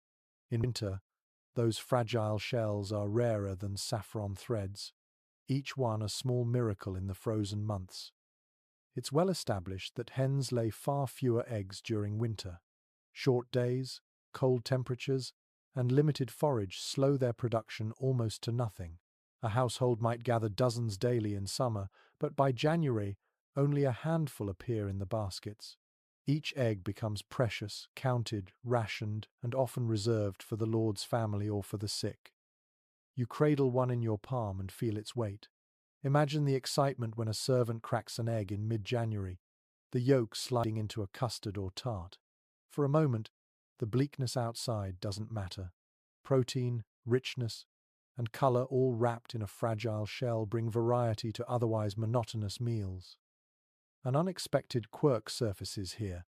Some estates stored eggs by coating them in wax, lime water, or ashes, extending their life weeks beyond normal. The results weren't always pleasant rubbery whites, odd flavors, but in desperate times, they were edible. You picture a servant cracking into an egg that had been buried in lime since October, wrinkling his nose, but swallowing gratefully anyway. But scholars remain divided over how widespread these preservation techniques really were. Were lime water eggs a common sight in castle kitchens, or were they experimental practices mentioned rarely because of mixed success? Some argue that preserved eggs appear more in theory than reality, while others point to estate records that hint at their importance in rationing. The evidence leaves a shadow of doubt hanging over the practice. The kitchen smells different when eggs appear. The cook whisks yolks into almond milk, sugar, and spices to make a custard for the high table. The color glows golden in the dim firelight, a rare brightness in January. Nobles savor it with small spoons, each mouthful smooth and sweet.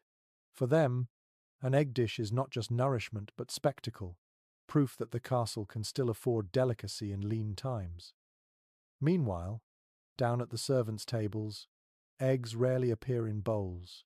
Perhaps a scrap mixed into pottage on feast days, or a broken egg stirred into dough for bread. More often, the lower ranks simply watched as eggs disappeared into the lord's kitchen, their chance to taste one gone with the crack of a shell. Children, however, sometimes fared better. Accounts describe eggs saved for the youngest or the sick, mixed into warm milk or broth to build strength. Imagine a child clutching a wooden cup, sipping a mixture of egg and honey, their face brightening with every swallow.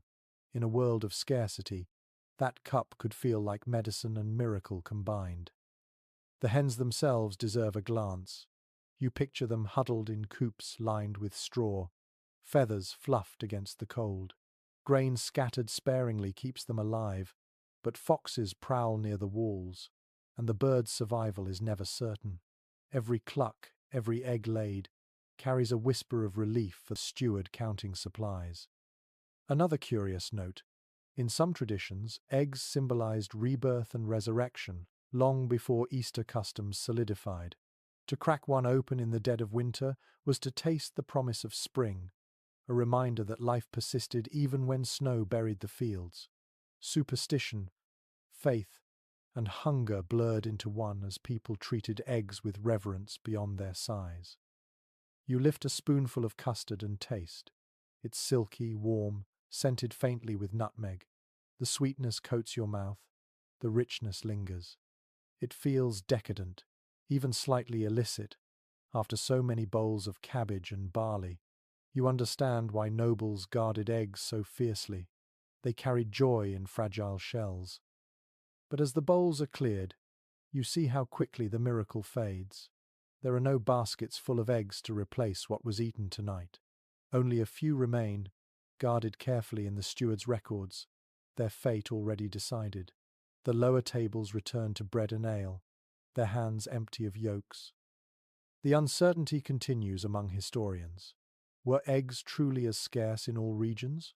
Or did larger estates with better coops manage steadier supplies? Did nobles exaggerate their rarity to heighten the drama of their meals? These questions hover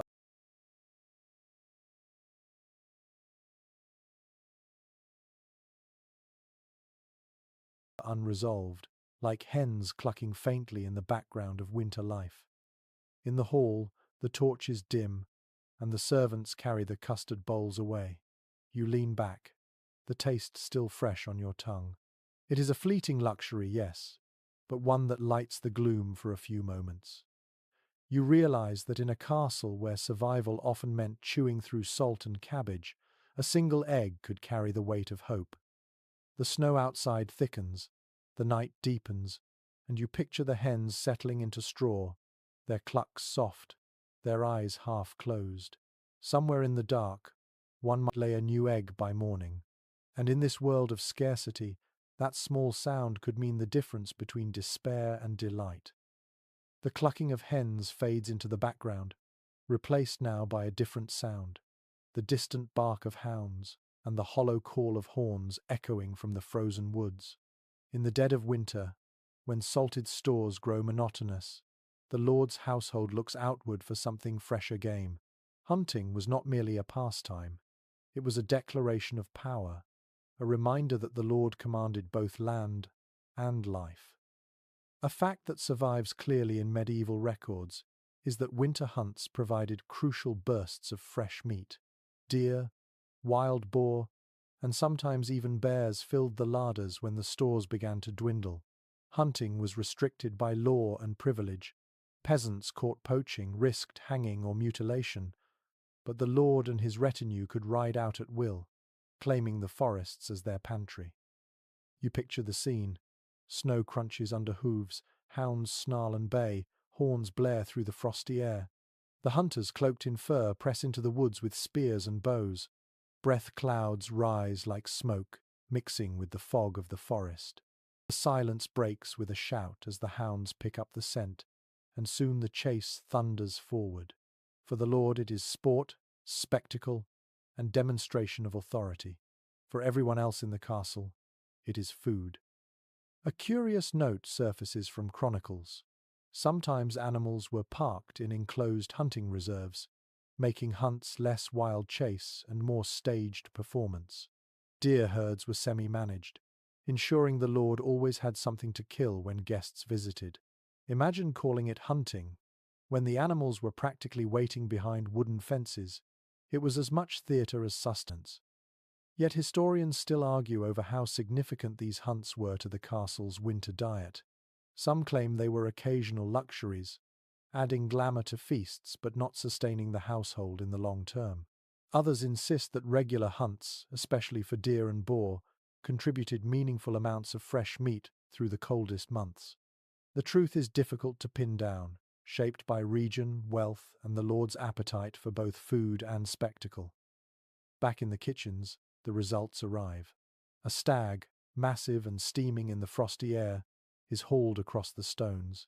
Its hide glistens, its blood dark against the snow. Butchery begins quickly, knives flashing, steam rising. The smell of iron fills the room, stronger than anything salted. Cuts are sorted, haunches for roasting, organs for stews, scraps for pies. Nothing is wasted, because fresh meat in January is treasure. The great hall erupts that evening when the venison arrives at the high table.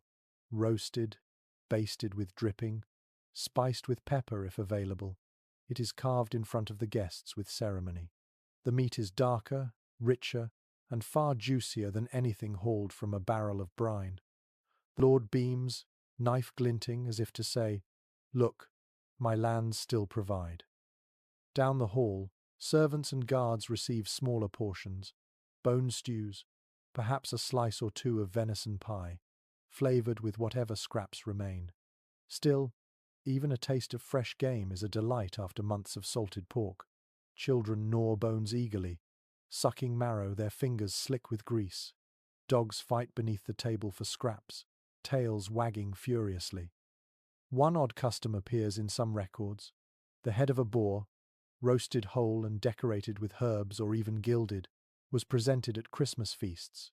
It wasn't just food, it was pageantry, a symbol of ferocity conquered and wealth displayed. You imagine the stunned faces of guests as servants carry in a boar's head crowned with rosemary, tusks polished, an apple stuffed in its mouth, half horror, half wonder, all designed to remind everyone of the Lord's dominance. The hunt also carried risks.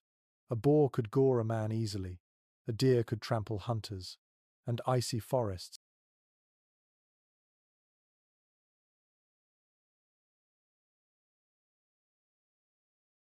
held dangers of their own. Injuries were common, sometimes fatal. The glamour of roasted venison hid the fact that each cut of meat might have cost blood on the snow. In that sense, hunting was more than sport, it was risk turned into feast, danger swallowed into strength. Scholars remain divided about whether these hunts truly alleviated hunger or simply heightened spectacle. Was the venison stew at the servants' end of the hall enough to stretch the larders, or was it a one-night feast quickly forgotten when bread and cabbage returned? The debate lingers like smoke from the hearth, unresolved but evocative. You lean over your trencher and take a bite of roasted venison. It's tender compared to salted beef, the juices soaking into bread, the flavour wild and earthy. It tastes of pine and frost, of the forest itself carried into the hall. The warmth spreads quickly, a reminder of what food can be when not bent beneath preservation. The mood in the hall swells. Ale and wine flow more freely, laughter bursts louder, and songs rise. For a night, the castle forgets scarcity. Fresh game is not only nourishment but morale, a reminder that life can still surprise with abundance. As the plates empty, bones are thrown to the dogs, platters scraped clean, Servants carry trays of leftovers to the kitchens, where scraps will become tomorrow's pottage. Nothing is wasted, because tomorrow the feast fades back into routine, and salted barrels again define survival. You glance at the fire, see sparks leap, and realize the symbolism. The hunt is the Lord's declaration that the wilderness still bends to his will, that the forest can be turned into meat even in January. But beneath the pageantry lies a simpler truth. Without that fresh venison, hunger gnaws sharper, monotony thickens, and hope grows thinner. The horns outside fall silent. The hounds curl by the kitchen fire, bellies full. Snow still buries the world, but tonight the castle tastes the forest's gift. Fresh meat, risk and reward alike, has carried everyone one step closer to spring. The memory of the hunt still lingers in the hall, the scent of roasted venison, the echo of horns fading into the woods. But not every household could depend solely on deer and boar to keep bellies full. You glance again toward the kitchens, where cages and coops reveal another strategy of survival. Here, the animals are smaller, tamer, and far more reliable than any stag in the forest. Rabbits, pigeons, and even the occasional swan. Household records make one thing certain. Managed game was a cornerstone of castle diets, especially during the bleakest winter weeks.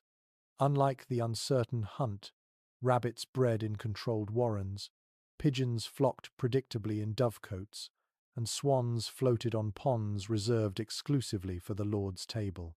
These creatures provided fresh meat when barrels of salted beef felt endless and wild hunts proved too dangerous in snow and ice.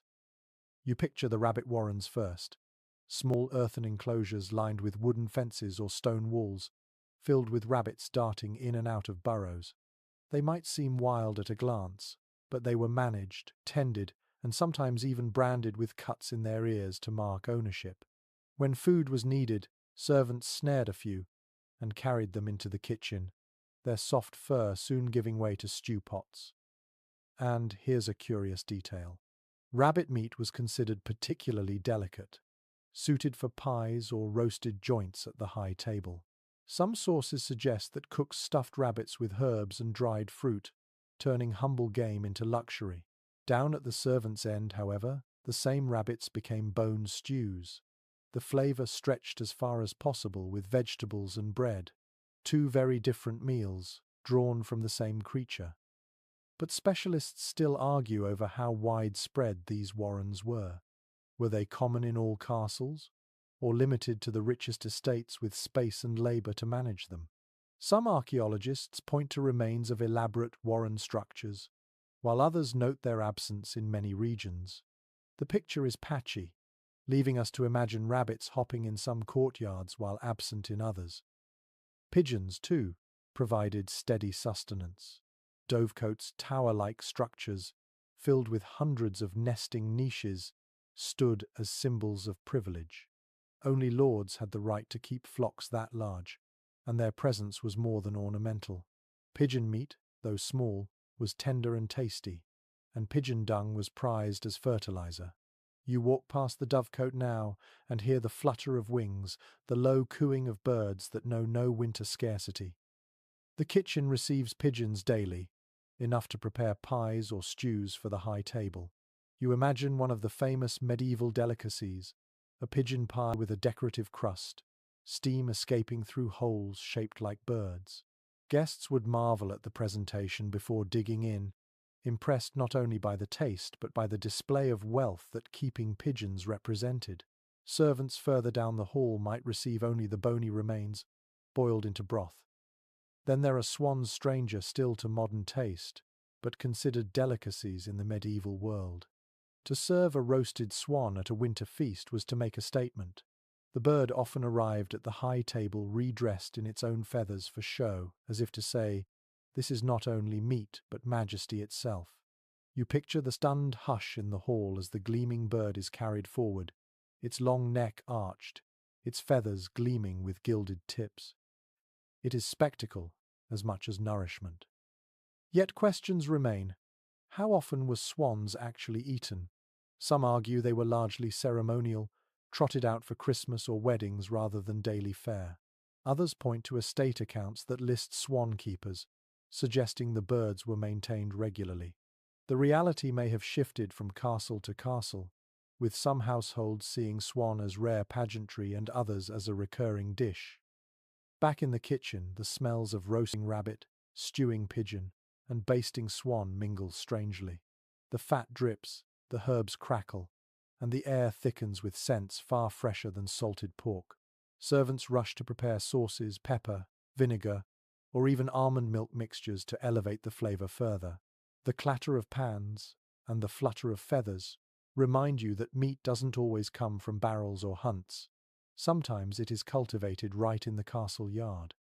You take a bite of rabbit pie, the crust flaky, the filling rich with meat, onions, and perhaps a few dried currants. The flavor is delicate, lighter than venison, yet satisfying. Another spoonful of pigeon stew follows, stronger, gamier, but warming. At last, a morsel of swan, tougher than expected, but flavored with spices that make it taste more exotic than its island. Each bite tells the same story. Survival, but dressed differently depending on rank. What might amuse you is that swan, despite its grandeur, was often less tasty than rabbit or pigeon. Some diners described it as greasy or stringy, more impressive on the table than in the mouth. Yet that didn't matter, the spectacle outweighed the flavor. To serve swan was to prove status, even if the guests secretly preferred rabbit. The servants eat more humbly. Their stew contains rabbit bones, pigeon wings, scraps of offal. Still, the broth is rich, fresher than salted meat, and they slurp it with gratitude. Children gnaw pigeon bones, their cheeks sticky with grease. Dogs snapping eagerly beneath their feet. For them, these smaller animals are not symbols, they are calories, warmth, and strength against the cold. Scholars still puzzle over whether the lower ranks of a castle regularly tasted these creatures. Were they rare treats handed down as leftovers, or were warrens and dovecots productive enough to feed everyone? The truth is uncertain, lost in incomplete accounts. But it is easy to imagine scraps of pigeon stew trickling down, bones sucked clean by those who rarely tasted fresh flesh. The hall fills again with noise, cups clinking, laughter rising. Tonight, the castle feels more alive than yesterday, more varied in its meals, more hopeful in its mood. Rabbits, pigeons, and swans may not rival venison in grandeur, but they provide what salted stores cannot: variety, freshness, and the illusion of abundance in midwinter. You glance at the steward's records, his quill scratching across parchment.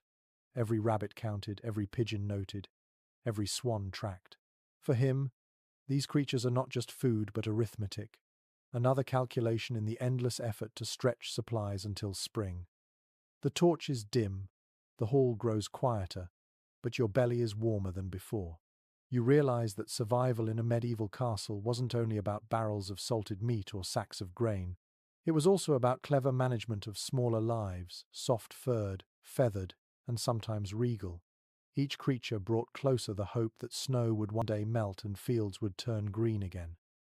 The smell of roasting swan lingers faintly in the rafters, but as the laughter quiets and the fire burns lower, attention shifts to a different kind of store.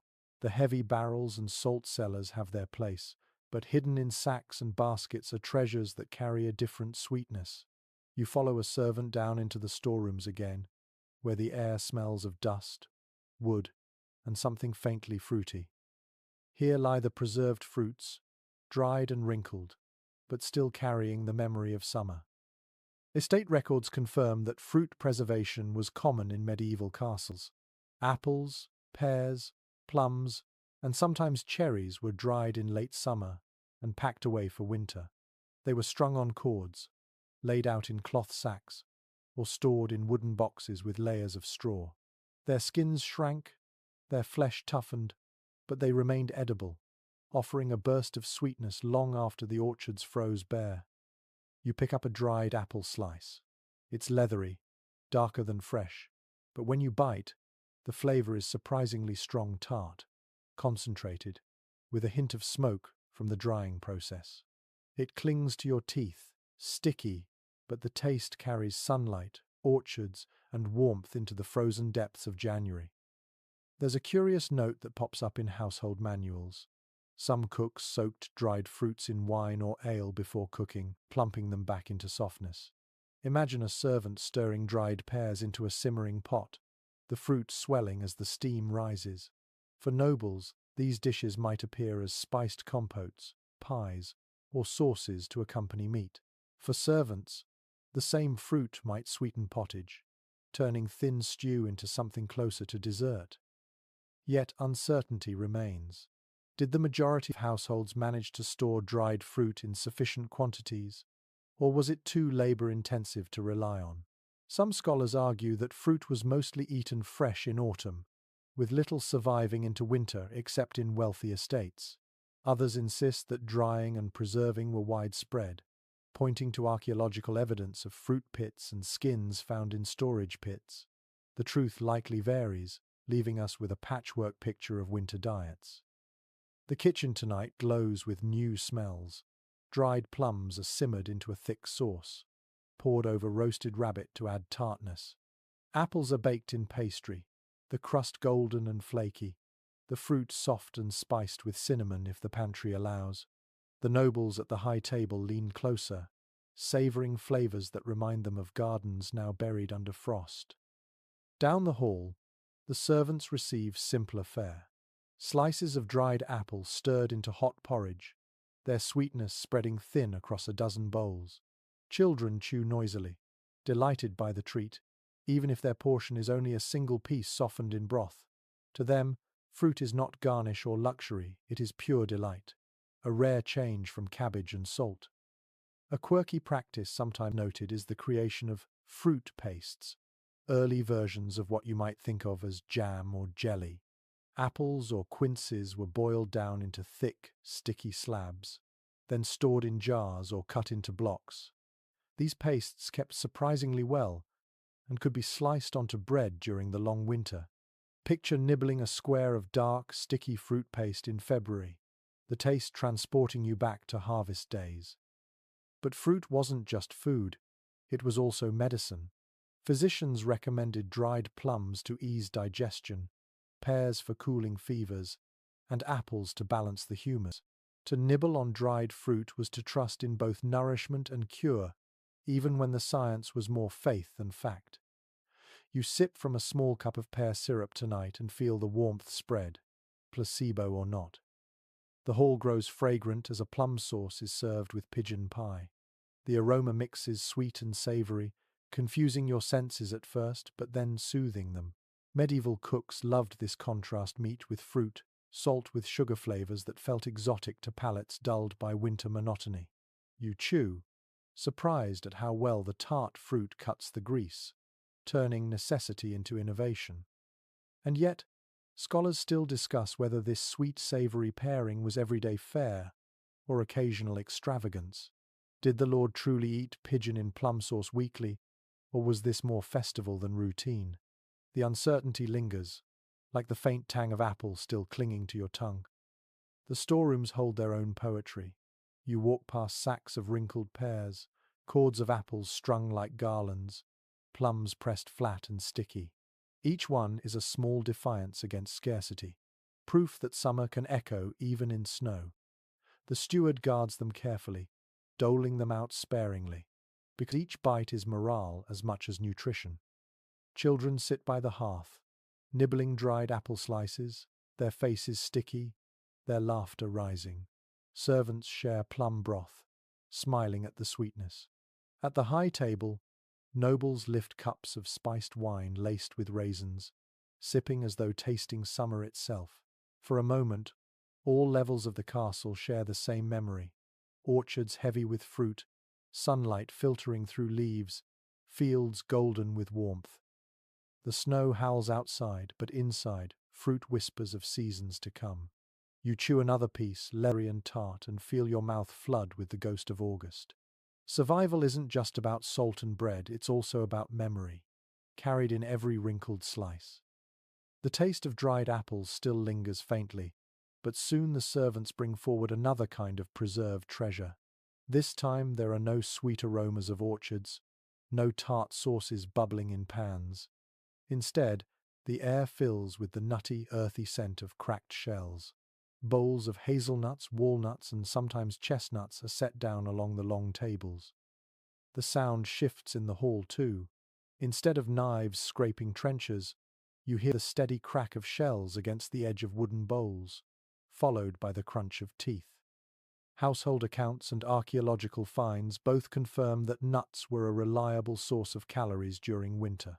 They stored easily in sacks or baskets, their hard shells protecting the kernels inside for months. Rich in fat and protein, they provided energy when vegetables were scarce and meat was rationed. Hazelnuts grew abundantly in Europe, walnuts thrived where climates allowed, and chestnuts offered starch in regions where they flourished. In castles, these humble foods were both snack and supplement, bridging gaps when larders ran thin. You reach into a bowl and pull out a walnut. The shell is rough, ridged like old stone, but when cracked open, the flesh inside gleams pale and oily. The flavor is rich, slightly bitter but satisfying. After weeks of salted meat and cabbage, the taste feels surprisingly fresh, a small reminder of forests and autumn harvests. A curious practice is recorded in some kitchens. Nuts were not only eaten plain, but also ground into sauces. Almond milk, a common substitute for dairy during Lent or fast days, was made by pounding almonds into paste and mixing them with water. The liquid strained off was used to thicken soups or sweeten stews. Imagine a January meal where your pottage, instead of tasting of salt and roots, is enriched with a creamy almond-based luxury hiding inside a nut. Yet there is debate among scholars about how widely nuts were used across social classes. Were almonds, imported from warmer regions, available only to nobles, while peasants and servants made do with hazelnuts and walnuts? Or did trade networks make almonds surprisingly common in castle kitchens, even if only in small amounts? The evidence splits, leaving us to wonder whether the servant at the lower table ever tasted the almond broth that nobles considered ordinary. The hall tonight grows noisier as hands crack shells, nuts flying across tables, laughter rising at every failed attempt to split one cleanly. Children chase rolling hazelnuts on the floor, dogs snapping them up eagerly. For the poor, a handful of nuts could be dinner in itself, paired with bread or porridge. For the wealthy, nuts elevated dishes into something refined. Chestnuts, in particular, carried their own traditions. In some regions, they were roasted on open fires, the shells popping, the smell sweet and smoky. You imagine servants gathering near the hearth, passing around hot chestnuts, their hands warming against the shell. The taste is softer than other nuts, more starchy, almost like bread in miniature. A handful could quiet hunger as effectively as a bowl of pottage. What might surprise you is how often nuts appeared in desserts. Medieval cooks blended ground almonds with honey to make marzipan, a delicacy molded into shapes of animals or castles, then gilded with gold leaf for feasts. Imagine biting into a sweet almond castle while sitting in a real one, the symbolism both playful and proud. Down below, servants might nibble plain hazelnuts, unaware of the artistry happening at the dais. Nuts also served practical purposes beyond food. Walnut oil could be pressed for lamps, and nutshells were sometimes burned as kindling. Even the shells had value, recycled into fuel when firewood ran short. Nothing was wasted, because winter punished waste harshly. But here too lies uncertainty. Did nuts make up a substantial part of winter calories, or were they more supplement than staple? Some researchers argue that nuts were plentiful enough to be common snacks, while others insist their role was minor, overshadowed by bread and pottage. The truth may rest in the middle, not primary sustenance, but welcome variety. The kitchen tonight smells of almond paste. You watch a cook grind nuts with a mortar and pestle, his arms straining as the paste softens under pressure. The scent is creamy, faintly sweet, filling the air with something far richer than salted pork. He stirs it into a sauce for fish, turning a briny dish into something elegant. At the high table, nobles dip bread into it, nodding with pleasure. At the servant's end, hazelnuts crack between teeth, laughter rising in rhythm with the crunch. You crack another walnut and chew slowly. The flavor is earthy, grounding, reminding you of forests outside the castle walls, silent now under snow but still alive in memory. Each bite is more than sustenance. It is connection to land, harvest, and continuity. Nuts endure when other foods vanish, their shells tiny fortresses against hunger. The snow howls outside, rattling shutters, but inside the hall, the crack of shells and the crunch of teeth echo like music. From noble armor sources to servants' handfuls of hazelnuts, the castle chews together, briefly united by the taste of forest harvests. As you finish your handful, you realize something simple yet profound. Bread might fill the stomach, salted meat might preserve life, but nuts bring resilience. In their small, unassuming shells, they hold both calories and comfort, quietly carrying the castle one step closer to spring. The laughter over cracked nuts fades, and soon the hall grows quieter again. The staples of survival bread, salted pork, cabbage, pottage always return, but tonight the steward has chosen to remind everyone that the castle's reach extends far beyond its stone walls. A pair of servants stagger in with crates, each stamped with foreign markings, the wood bound tight with iron nails. When the lids are pried open, a burst of scent fills the air, sweet, sharp, and unmistakably foreign. Imported luxuries have arrived. The historical record leaves little doubt. Wealthy castles participated in long-distance trade networks that stretched across continents. Even in the depths of European winter, nobles might taste almonds from the Mediterranean, figs from the Levant, raisins from Spain, or oranges from southern groves. To display such goods was to display wealth, connections, and sophistication. While common folk outside the castle chewed on black bread, the lord's table glittered with fruit that had travelled hundreds of miles. You lean forward as a servant peels an orange, the skin releasing a cloud of fragrant oil into the air. The fruit glows like fire in the dim hall, its segments gleaming against the grey stone. In January, such colour is almost shocking, a reminder that somewhere beyond the snow, the sun still ripens fruit. You bite into a slice, and the tang floods your mouth, sweet and sour at once, so fresh it almost hurts. An unusual practice emerges in some accounts. Imported almonds were turned into almond milk, thickened with rice flour, then sweetened with honey or sugar if available. The result was a creamy pudding, often dyed with saffron to appear golden. Imagine dipping your spoon into a bowl of this dish while outside the wind scoured the battlements. To eat such food was to defy winter itself. But there is disagreement among scholars about how common these imports were. Some argue they appeared only at the grandest feasts, rare and precious enough to be remembered in chronicles. Others suggest they were steady features of noble households that had reliable trade connections. Did nobles sip almond milk daily in January? Or was it a performance rolled out only when guests needed to be impressed? The records leave room for both interpretations. The kitchen tonight is chaos. Servants pound almonds in mortars until they collapse into pale paste. Dried figs are sliced, sticky and sweet,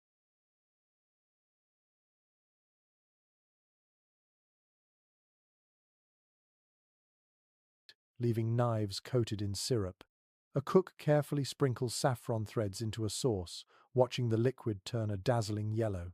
The scents blend strangely: citrus sharpness, nutty creaminess, the floral tang of saffron. The room feels less like a medieval kitchen and more like a miniature crossroads of the world. At the high table, the nobles receive delicate dishes: rice flavored with almond milk, raisins folded into spiced wine, figs stuffed with walnuts and honey. Their plates shine with color, rare for January. Every bite reminding guests that their host commands not only land but trade routes. For them, food is diplomacy as much as sustenance. Down the hall, the servants smell it all but taste little. Perhaps a stray raisin falls their way, or a spoonful of sauce slips down from the kitchen. Mostly, they watch, chew their black bread, and dream of the day when even a fig might appear in their bowl. For them, imported goods are legends more than realities. What might surprise you is that some of these exotic ingredients doubled as medicine. Oranges were thought to cleanse the body, figs to strengthen digestion, almonds to sharpen the mind. To nibble on a raisin was not only indulgence but also cure, at least according to the physicians. The blurred line between medicine and luxury made every imported bite carry extra meaning. Another curious tidbit: sugar, still rare in much of Europe, arrived in small loaves or cones, shaved into powder with knives. To sprinkle even a pinch over a dish was extravagance. Nobles treated sugar almost like a spice rather than a staple, using it sparingly but proudly. You imagine the astonished faces of guests when a custard arrived, not only golden with saffron, but dusted with actual sugar crystals, glittering in candlelight like jewels. The debate among historians continues here as well. Were such imports genuinely enjoyed for their taste, or were they valued mainly for the status they projected? Some evidence suggests nobles praised dishes not because they were delicious, but because they demonstrated wealth. After all, a wrinkled fig after weeks in a barrel might not taste extraordinary, but its presence alone was enough to impress. You lift a fig to your lips and chew slowly. It's dense, chewy, sweet to the point of stickiness. Seeds crunch between your teeth, and the taste clings stubbornly to your tongue. It isn't fresh fruit, but it is different, and that difference feels like a gift. Around you, the nobles nod appreciatively, their cups raised in toasts to the distant merchants who made it possible. The hall smells brighter tonight, more alive, as if the imported goods carry not only flavor, but atmosphere. Candlelight reflects off silver dishes, laughter echoes louder, and for a moment, the castle seems less grey. Food has transported everyone, if only briefly, to lands where snow never falls. But as the dishes are cleared, reality presses back in. Only a handful of crates remain, guarded carefully in the storerooms. The steward knows that each almond, each fig, must last for weeks, rationed carefully to stretch until spring. The servants return to their bread, the nobles sip their last drops of spiced wine, and the cold air sneaks back into the hall. Still, you can't shake the memory of that orange slice bursting against your tongue, sharp and sweet all at once. Imported luxuries may not fill bellies the way bread or pottage do, but they feed something else: imagination, morale, the belief that life is bigger than the snow pressing against the gates. As you lean back, the scent of saffron still faint in your nose, you understand why lords spent fortunes on these goods. In a season of monotony, they provided not only nourishment but narrative stories of faraway lands, proof of wealth, whispers of spring. The hall falls into a quieter rhythm after the last figs are cleared away. The nobles lean back in their chairs, their bellies warm with spiced wine, while the servants carry scraps into the kitchens for tomorrow's pottage. Yet even now, the steward prepares something different for those who are unwell or weary. Not every bowl in a medieval castle was filled with food for feasting. Some carried medicine disguised as supper. Tonight, you are offered a steaming cup of broth, a concoction meant as much to heal as to feed. One fact recorded repeatedly in medical treatises and household manuals is that broths formed the foundation of medieval dietary medicine. Physicians and cooks believed that bones, herbs, and simmered vegetables released not only nourishment but also curative powers. A simple pot of bone broth with leeks could be prescribed to strengthen the weak, ease a fever, or balance the humours. In winter, when illness struck more readily and hunger weakened bodies, these restorative broths were lifelines. You hold the cup close to your lips, the steam curling upward. The smell is earthy onion, parsley, perhaps a sprig of thyme dried from summer. Beneath it is the faint richness of bone marrow, simmered for hours until the liquid turned golden. When you sip, it coats your throat, soothing in ways salted beef never could. It is thin, yes, but warm, gentle and comforting, as if the cook ladled hope straight into your hands. A curious practice surfaces in some recipes. Herbs and spices weren't added just for flavor, but for their supposed medicinal properties. Cinnamon to warm the body, fennel to ease the stomach, sage to sharpen the mind. Imagine sipping a broth spiced with nutmeg in the dead of January, believing each sip not only nourished you but also kept plague at bay. Food and medicine blurred until every bowl was both supper and prescription.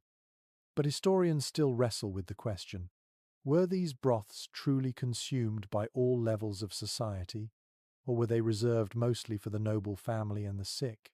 Some evidence suggests that stewards recorded extra herbs and almond milk purchases specifically for the Lord's table, indicating exclusivity. Others argue that since bones and vegetable scraps were common, simple broths must have been available to everyone, though perhaps less fragrant than those laced with saffron or ginger. The lack of clarity leaves us peering into steaming bowls without knowing whose lips most often touched them. In the kitchen, you watch the process unfold. Bones crackle as they're dropped into boiling water, onions sizzling before they soften, herbs crumbled between rough hands. The cooks move with calm precision, stirring gently, skimming froth from the surface. The sound of bubbling fills the room, steady as a heartbeat. Servants nearby inhale deeply, their faces softening as the aroma promises warmth. At the high table, the broth appears in ceramic bowls, sometimes thickened with almond milk or rice flour to give it body. Nobles sip delicately, convinced of its healing powers. Down the hall, a thinner version is poured into wooden cups, drunk quickly before returning to labor. The same concept stretches across ranks, comfort in liquid form, but the ingredients differ, reflecting hierarchy even in illness. What might surprise you is the ritual attached to these broths. Chronicles describe how some households served them to women after childbirth, to old men in winter, or to children recovering from sickness. The act of serving broth was as symbolic as it was practical. It declared that the castle cared for its vulnerable, that life was guarded even when death pressed close in the frost. Another odd note: some prescriptions recommended broth made from unlikely ingredients, pigeon hearts, swan fat, or even powdered pearls dissolved in hot liquid for the wealthiest. Did these work? Likely not. But they reinforced the belief that healing could be swallowed, that the right mixture of food and faith could restore strength. You sip again, letting the warmth slide into your stomach. The broth doesn't fill you like bread or meat, but it steadies you, reminding you that survival isn't only about calories. It's about comfort, care, and the belief that tomorrow can still be faced. In a castle where cold and hunger stalk every corner, that belief might be as important as the food itself. The debate continues among scholars. Should we see these medicinal broths as genuine healthcare or simply extensions of culinary routine? Some point to physicians' manuals that prescribe broth for nearly every ailment, evidence of real medical practice. Others argue it was little more than everyday cooking dressed in fancy theory. Whatever the case, the bowl in your hand carries weight far beyond its ingredients. As you drain the last sip, the hall feels quieter, calmer. Children are already asleep by the hearth, servants clear the last trenches, and the nobles murmur in low voices. Outside, snow still presses against the gates, but inside, the steam of broth rises like a quiet promise. You set down the cup and understand something essential. Not every meal in a medieval castle was about spectacle or survival. Some were about care, the small acts of kindness hidden in bowls of broth. In those bowls, people found more than food. They found reassurance that winter would not break them completely. The hall grows restless as the days crawl deeper into winter. By now, most meals are predictable: salted pork, cabbage, pottage, ale. Yet the calendar itself interrupts the monotony, and tonight that interruption comes with ceremony, music, and candlelight. Christmas approaches, and even in the starkest season, the castle transforms itself into a place of celebration. Feasting, for one night, overwhelms scarcity. It is firmly established in chronicles and estate accounts that Christmas was one of the great feasts of the year. Even when larders were stretched thin, nobles poured resources into a banquet that declared not only piety, but also prosperity. If the castle could host a lavish feast in December, then it projected strength, stability, and divine favor, even if everyone knew hunger would return by February. You watch as the great hall is dressed for the occasion. Fresh greenery is hung along the walls, ivy and holly brought in from the frozen forest to soften the stone. Candles are set in clusters, their light bouncing against shields and banners. The air smells not only of smoke and meat but of spices, the unmistakable promise that tonight's food will be different. The centerpiece arrives first, a boar's head, roasted whole, garnished with rosemary and bay, an apple between its tusks. It is carried to the dais with ceremony, the servants singing verses as they march. The nobles lean forward, eyes wide, while the servants at the far end of the hall cheer in rougher voices. For this one night, spectacle fills the space as much as the aroma.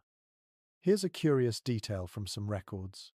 The boar's head wasn't always eaten by everyone.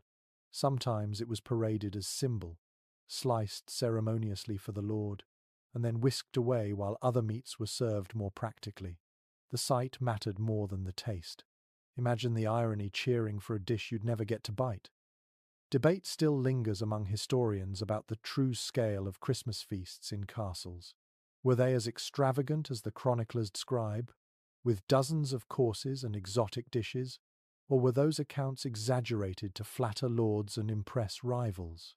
Some argue that the reality was a single large meal dressed up in words, while others believe the spectacle was indeed overwhelming, even in harsh winters. The truth may be a mixture of fact and flattery, recorded in ink thicker than the broth itself. The kitchen tonight is chaos of the most festive kind. Geese are roasted, venison pies baked, and sauces thickened with wine and spices. Almond milk custards are prepared, honey cakes dusted with sugar, and jugs of hypocras spiced wine set out to warm near the fire. The cooks shout above the roar of flames, the air thick with scents that overwhelm your senses: cinnamon, roasting fat, sweet pastry, and burning wood all tangled together. At the high table, nobles receive dish after dish: swan, redressed in its feathers, pies filled with pigeon and rabbit, custards glowing yellow with saffron.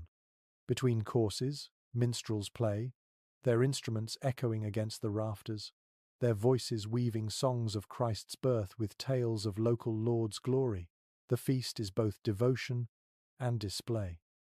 Down the hall, servants share in the abundance more than usual.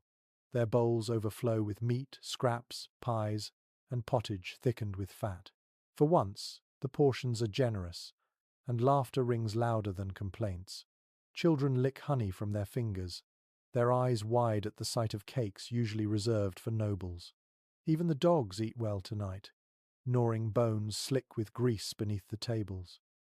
What might surprise you is the ritual of sharing leftovers.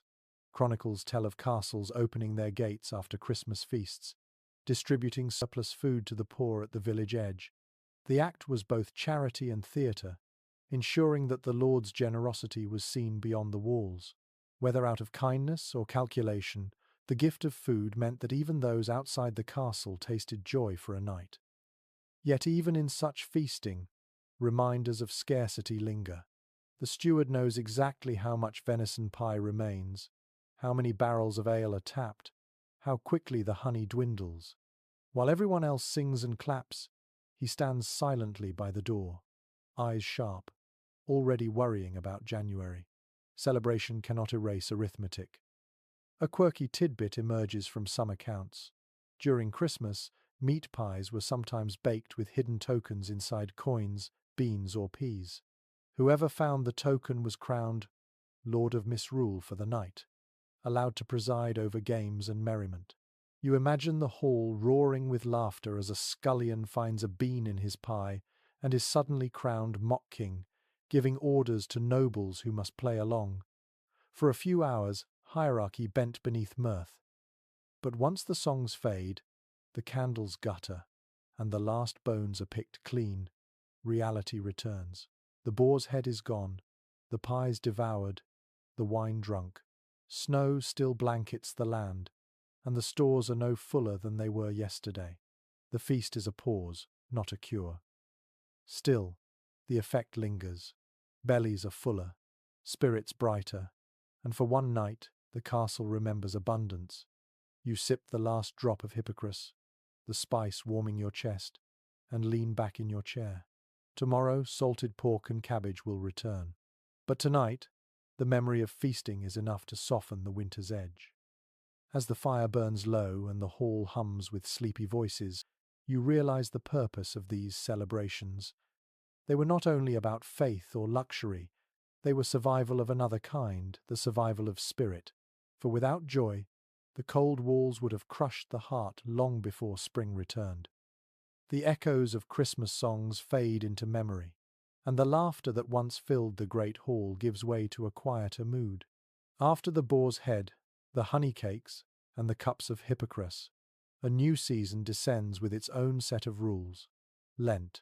The merriment of December gives way to the austerity of February, and suddenly the tables inside the castle feel much emptier, even while the stores still hold food. The change isn't caused by famine, but by faith. One thing the records make plain is that Lent reshaped medieval diets profoundly. For 40 days leading up to Easter, the Church required abstinence from meat, dairy, and eggs. That meant no salted beef from the cellars, no pork from the barrels, no butter for bread, no cheese for pottage.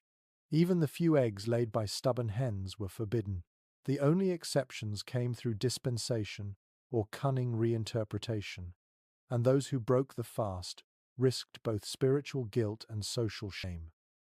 You imagine sitting at the table on the first day of Lent, the memory of Christmas still vivid in your tongue, only to be handed a bowl of thin vegetable soup.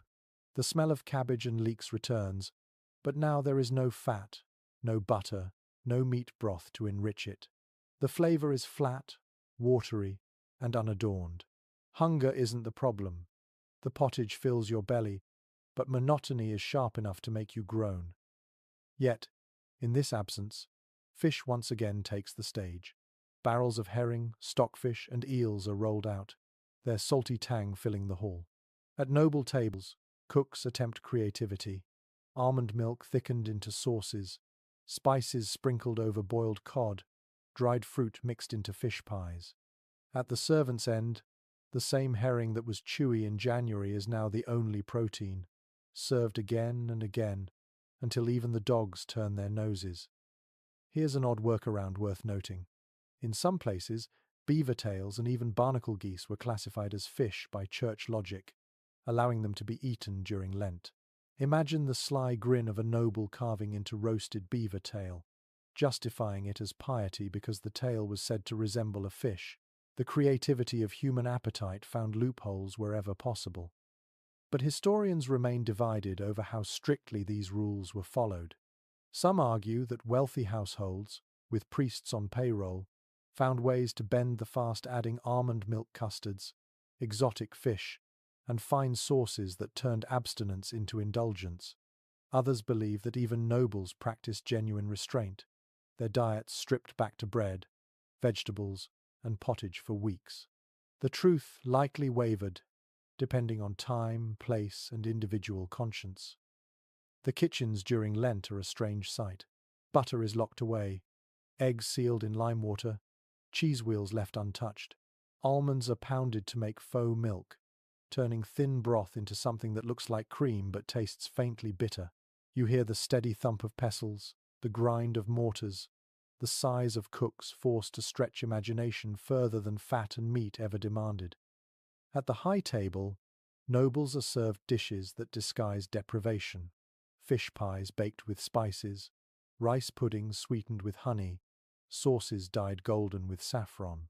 To the eye, they still look splendid, but the absence of meat lurks beneath every dish. At the lower tables, servants chew their way through yet another bowl of vegetable broth, their eyes rolling at the sameness, their laughter thinner.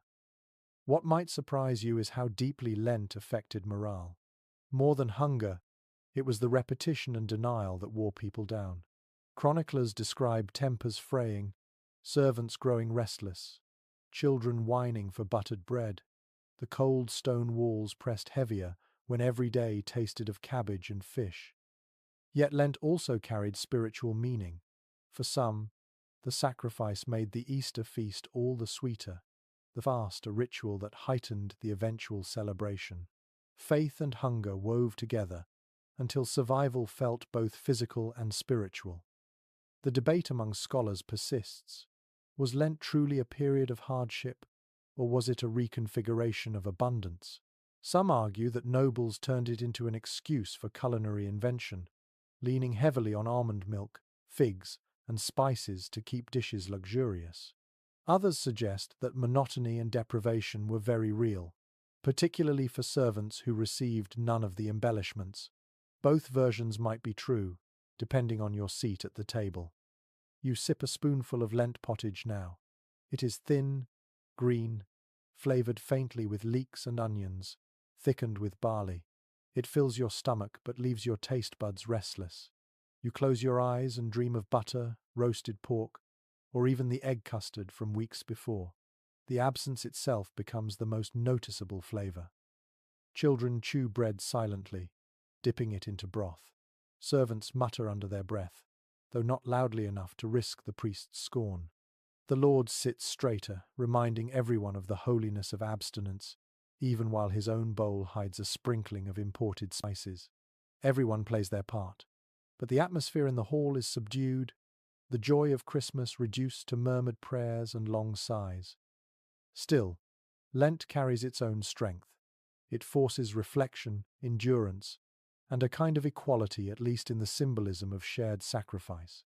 For 40 days, even the richest castle feels the pinch of absence, though the poor taste it far more sharply. You set down your spoon, stomach warm but unsatisfied, and listen to the silence that fills the hall. Outside, the snow has crusted hard, the wind rattles the shutters, and inside, the absence of meat is louder than any feast. This is the rhythm of winter in the castle. Joy followed by restraint, fullness followed by denial, until spring promises something new. The long days of Lent continue, and the hall grows quieter with each passing week. Without the noise of feasts or the cheer of ale-soaked laughter, you notice other sounds more vividly. The clatter of pots in the kitchen, the hiss of steam, the crackle of logs in the hearth. Tonight, instead of following the nobles to the high table, you wander behind the curtains and into the heart of survival itself, the castle kitchens. One detail that medieval building surveys make undeniable is that castle kitchens were enormous, smoky, and almost industrial for their time. High ceilings vented, or tried to vent, the thick clouds of smoke, while open hearths roared with constant flames. These kitchens were always busy, even in the dead of night, because food preparation for hundreds of mouths never stopped. In winter, the heat from the kitchens was both blessing and torment, the only truly warm place in the castle, but also thick with choking fumes. You step closer and feel the heat sting your cheeks. Cauldrons hang over iron chains, pots bubble furiously, spits creak as boys turn them by hand. The air is heavy smoke, grease, onions, and damp wool from the workers' clothes, all mingling into one overwhelming fog. Your eyes water almost immediately, but the smells also pull you closer. This is where survival simmers. A quirky observation from chroniclers is that the noise of the kitchens was constant and chaotic. Dogs barked for scraps, boys shouted as they dodged sparks, knives clattered against wood, and the bellows of cooks echoed across the stones. For nobles, meals appeared almost magically on polished trenchers. For servants and scullions, every dish represented hours of heat, smoke, and exhaustion. Yet scholars still debate how organized these kitchens really were. Some argue that large castles had a hierarchy as strict as a small army. Master cooks, undercooks, butchers, bakers, spitboys, and scullions, each with rigid roles. Others suggest that chaos reigned more often than order, with workers improvising to keep up with demand. Archaeological remains of sprawling kitchens support both views, hints of order, but also signs of frantic, messy survival. You watch a butcher lay a slab of salted beef on the chopping block, his cleaver flashing down with a heavy crack. Fat and salt crystals scatter across the wood. He wipes his brow, then shouts for more onions to be chopped. Beside him, a young boy stirs a pot so large he could almost fall in, the wooden spoon taller than his head. Steam billows up, soaking his hair with sweat. The hearth spits loudly as grease drips into the fire.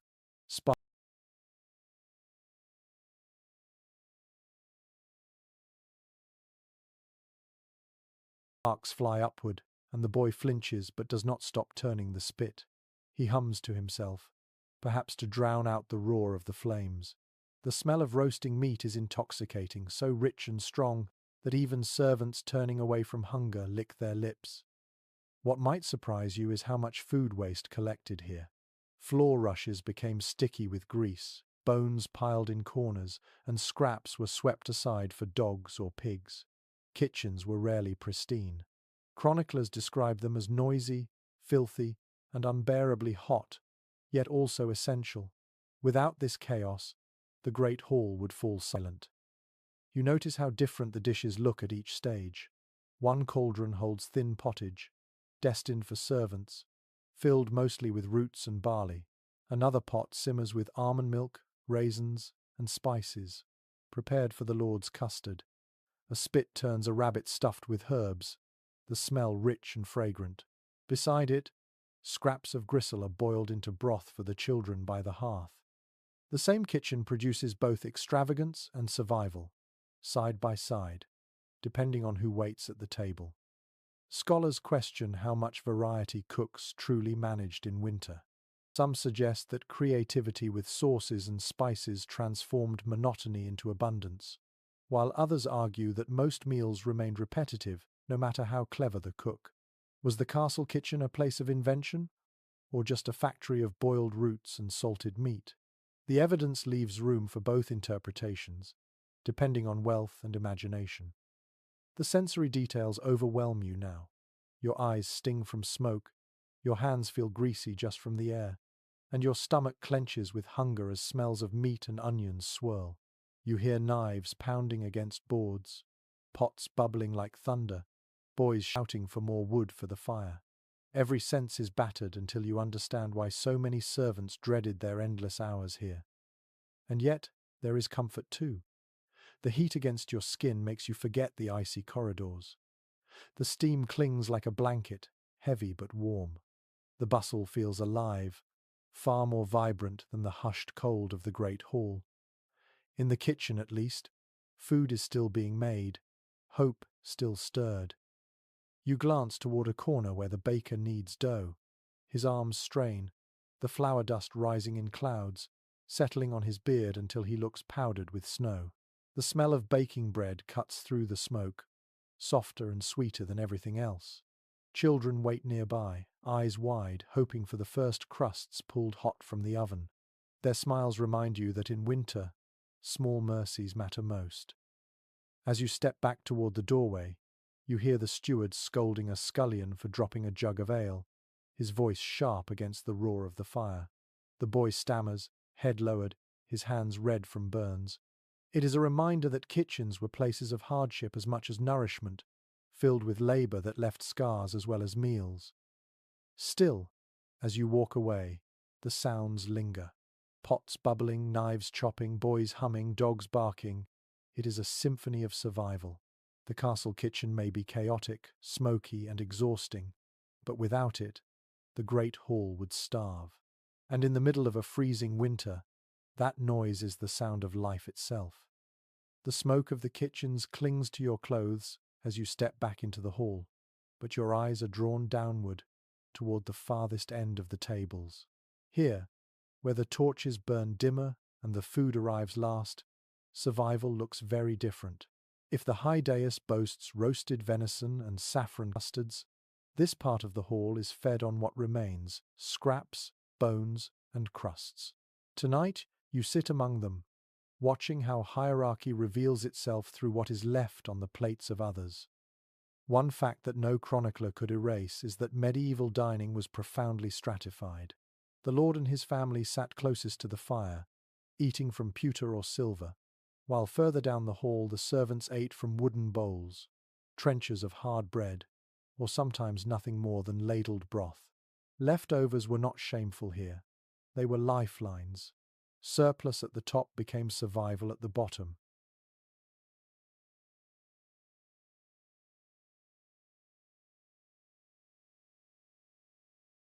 A servant clears the high table now, scraping bones, half-eaten pies, and greasy bread crusts into wooden tubs. You watch as these tubs are carried down the length of the hall, redistributed among the lower ranks. Dogs snap at the edges, servants grab quickly, children push forward with outstretched hands. There is no waste in the castle, not because of thrift, but because hunger leaves nothing untouched. A curious detail recorded in some household ordinances is that these leftovers even had a name, relishes, or alms. They were often formally designated for the poor, either within the household or at the castle gates. Imagine a beggar waiting outside, his dinner entirely dependent on how much the lord's guests left uneaten. For him, a gnawed bone or a soggy trencher was blessing enough. But there is debate among historians about how much nourishment these scraps really provided. Were servants adequately sustained by what trickled down, or were they perpetually malnourished while nobles feasted? Some argue that the abundance of aristocratic tables ensured enough surplus, while others point to evidence of chronic hunger among lower ranks. The scraps may have stretched life, but whether they truly satisfied is a question still gnawed at like marrow from a bone. You glance at your trencher bread, hardened almost to stone, soaked now with the grease of venison. You bite into it, the flavor overwhelming in its saltiness and fat. For a moment, you understand why trenchers themselves were valuable. Once the lord was finished, these plates became meals, handed down to servants or given as charity. In a castle where bread was currency, a trencher soaked in meat juice was as prized as any coin. The atmosphere at this end of the hall is different. There is less ceremony, more urgency. Servants slurp broth quickly, worried it might be taken away. A boy gnaws a rabbit bone noisily, grinning at the rare taste of meat. A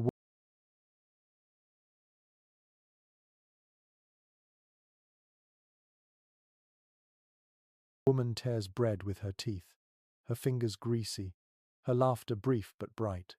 Here, hunger sharpens both appetite and gratitude. What might surprise you is how formally leftovers were managed. Stewards kept accounts not only of what was bought and cooked, but also of what was left uneaten. Some castles designated specific days when scraps were distributed to villages, creating rituals of charity. Others sold the surplus back into markets, ensuring no crumb was wasted. Food, even half-chewed food, had value. In the kitchens, you see the other side of this system. Bones are boiled again for broth, fat scraped and saved for cooking, crusts dried into crumbs for thickening stews. Nothing disappears, everything cycles downward, from lord to servant to beggar to dog. The hierarchy of food mirrors the hierarchy of people, each level dependent on what trickled from above. A quirky tidbit: dogs, too, had their place in this food chain. Chronicles mention that noble hounds often ate better than some of the lowest servants, gnawing whole bones or scraps of roast.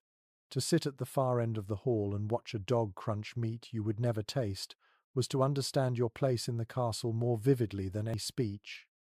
Yet scholars continue to argue whether this system bred resentment or acceptance.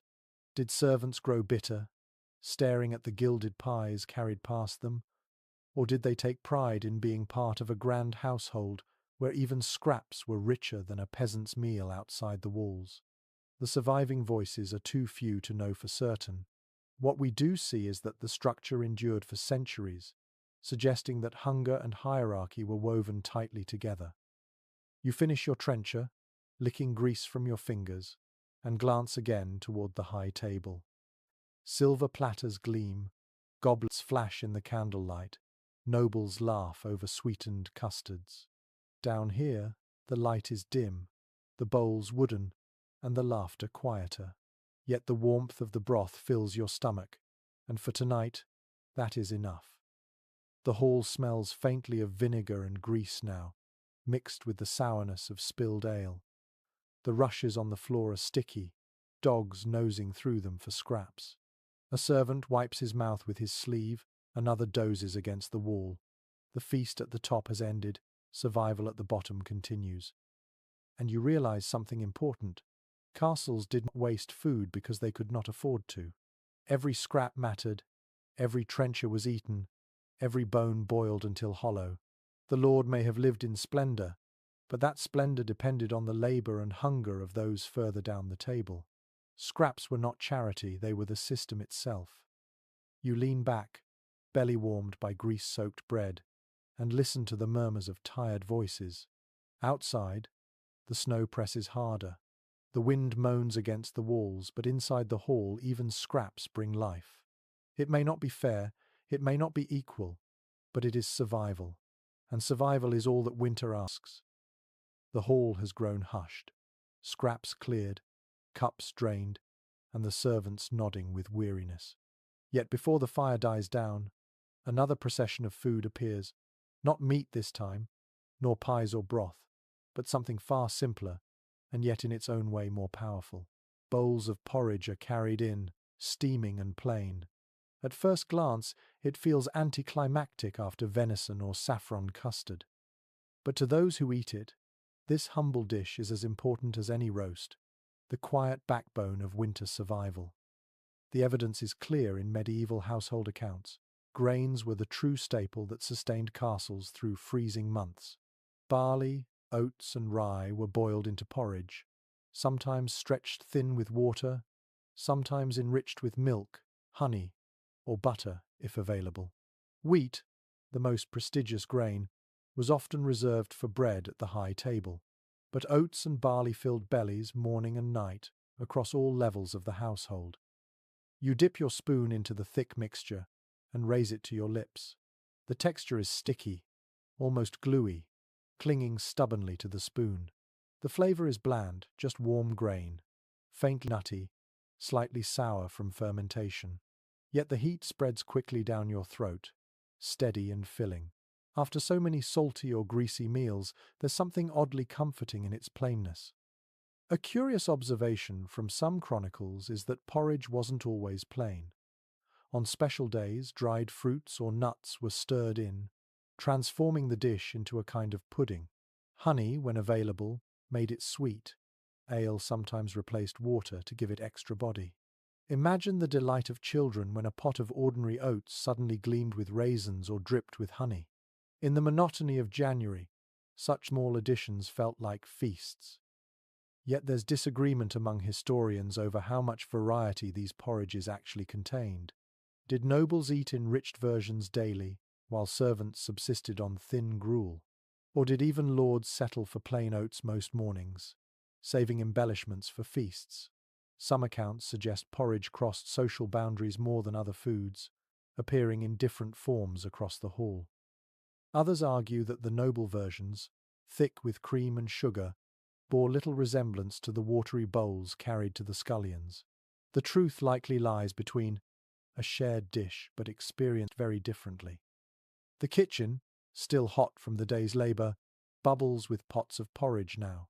One cauldron is thick, enriched with almond milk and honey, destined for the high table. Another is thin, more water than grain, ladled into wooden bowls for the servants. The cooks stir constantly, wooden paddles scraping the bottoms to prevent scorching. The air smells faintly sweet, faintly sour, a background hum of sustenance rather than spectacle. The servants eat quickly, grateful for the warmth. Their bowls are emptied in minutes, hands cupping the wood for extra heat, steam softening their weary faces. Children giggle as porridge sticks to their chins, smearing across their cheeks. For them, it is comfort, less exciting than pies, but steadier than scraps. At the high table, nobles spoon their portions slowly. Their porridge is topped with butter, flavored with cinnamon, dotted with raisins. To them, it is custard-like, almost dessert. The contrast is sharp, the same base dish, transformed by what is added. In this sense, porridge mirrors the castle itself, one foundation, many experiences. An unusual practice sometimes noted in records is the fermentation of porridge into a kind of sour mash eaten cold when fuel was scarce. It wasn't glamorous, but it saved firewood and stretched supplies. Imagine chewing through a cold lump of barley mash in February, convincing yourself it was still food. For many, this was reality. The debate among scholars persists. Should porridge be seen as survival food or as a flexible dish enjoyed in both humble and elite contexts? Archaeological remains of charred grains suggest it was universal, while cookbooks from noble households describe enriched versions. Perhaps the answer is both. Porridge was survival when plain, pleasure when embellished. You take another spoonful, the warmth spreading into your chest. It may not thrill, but it steadies, grounding you in the rhythm of winter. It is not a feast, not a celebration, but it is what allows those things to exist at all. Without porridge, the castle would collapse into hunger long before spring. The hall grows quieter still as the bowls empty. Some servants lick the last traces from their spoons, unwilling to waste even a smear. A boy scrapes his bowl with bread, determined to get every drop. The nobles dab their mouths delicately, satisfied. The dogs curl near the fire, licking at spilled oats on the floor. What might surprise you is how often porridge carried ritual meaning. In some regions, special grain dishes marked holidays or agricultural cycles, connecting the act of eating to the hope of future harvests. Even in the coldest months, the simple bowl in your hands was part of a story stretching from field to feast.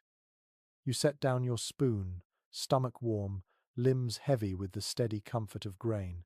The snow still falls outside, the wind moans against the shutters, but inside, the castle breathes easier. For all the saffron custards and roasted swans, it is porridge plain, steady, enduring that has carried everyone this far. As the fire dies down and the hall drifts towards sleep, you understand its quiet power. Feasts make memories, scraps sustain the desperate, but porridge builds the bridge to spring. In every sticky spoonful lies the castle's most essential secret. Survival can be bland, but it is survival all the same. The hall lies dim now, most bellies quiet, but the castle itself never truly sleeps.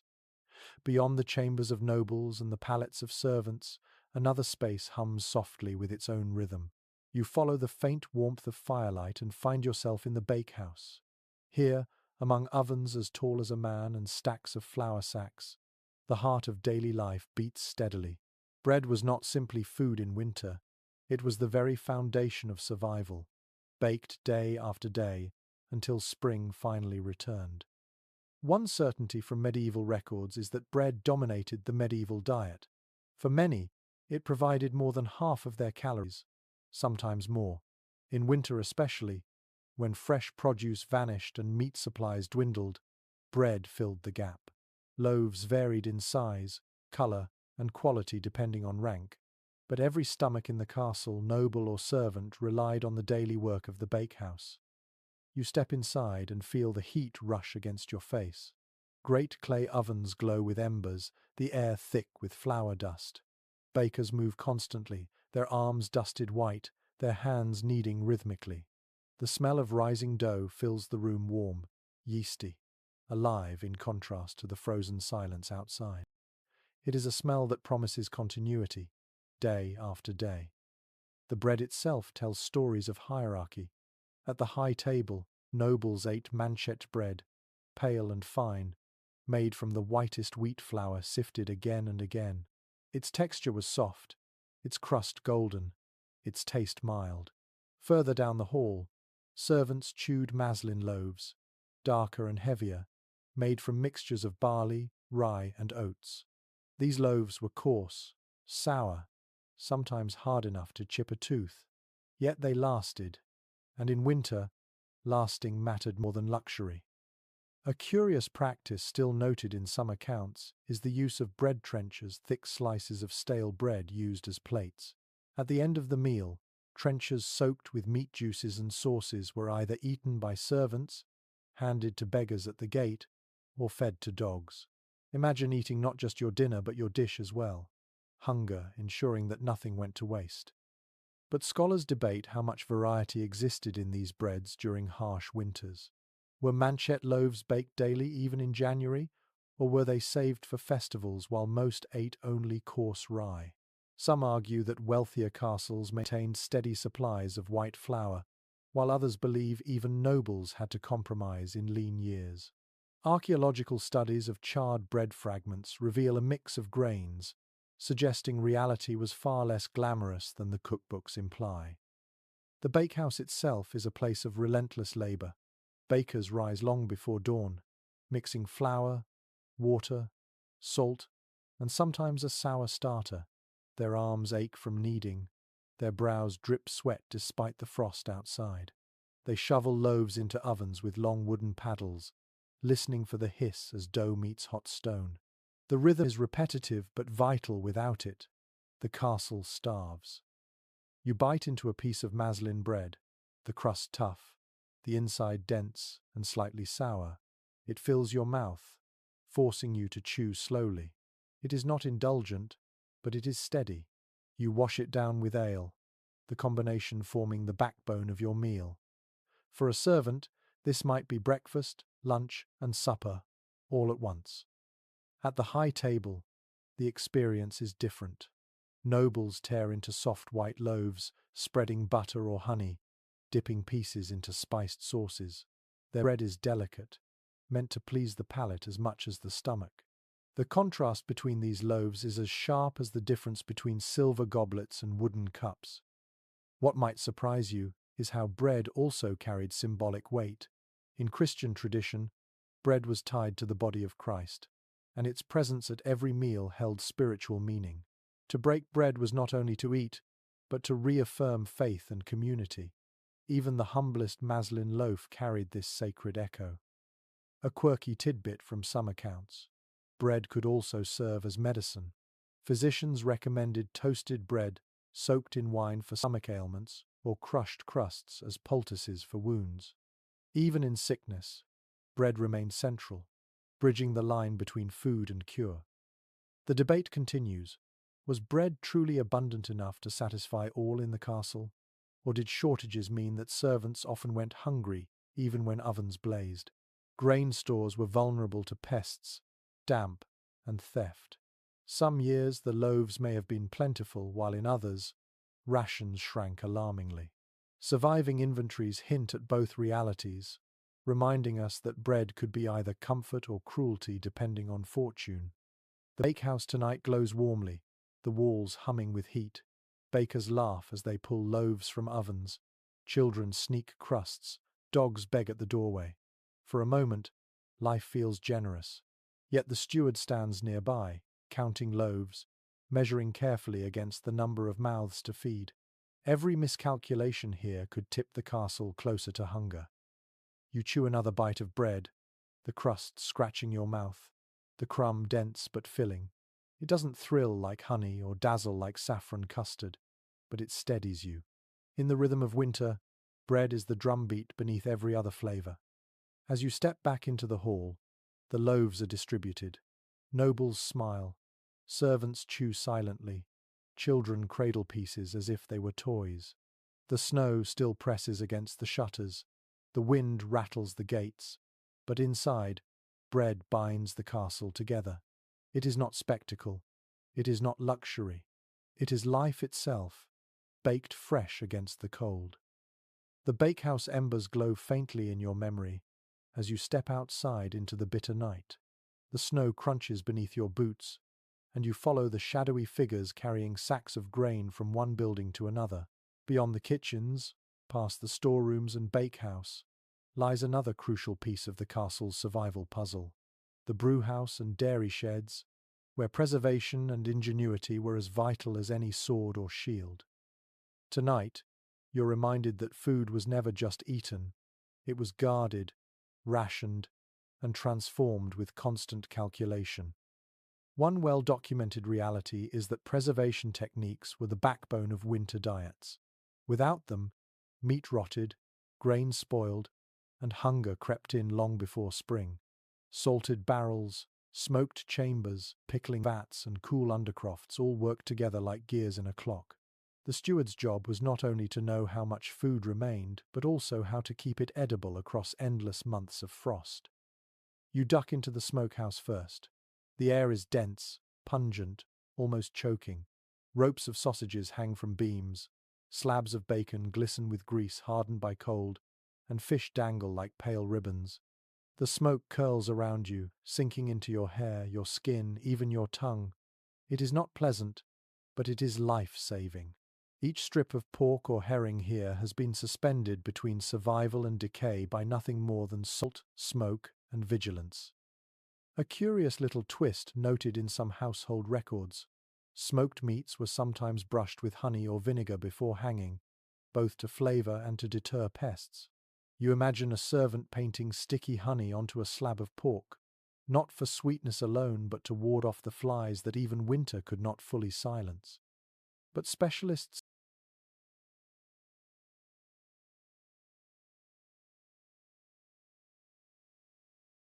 still argue about the scale of such preservation. Did castles truly manage to store enough to feed hundreds for months, or were shortages inevitable? Some evidence suggests that salt imports were costly, limiting how much meat could be cured. Others point to vast cellars filled with barrels, enough to suggest careful planning and abundance. The truth, as often, likely lies between extremes. Plenty in good years, desperation in bad. From the smokehouse, you step into the pickling room. Barrels here are filled with vegetables submerged in brine, cabbage, turnips, even beets. The air smells sharply sour, the tang of vinegar stinging your nose. You lift a lid and see pale vegetables bobbing in cloudy liquid, soft but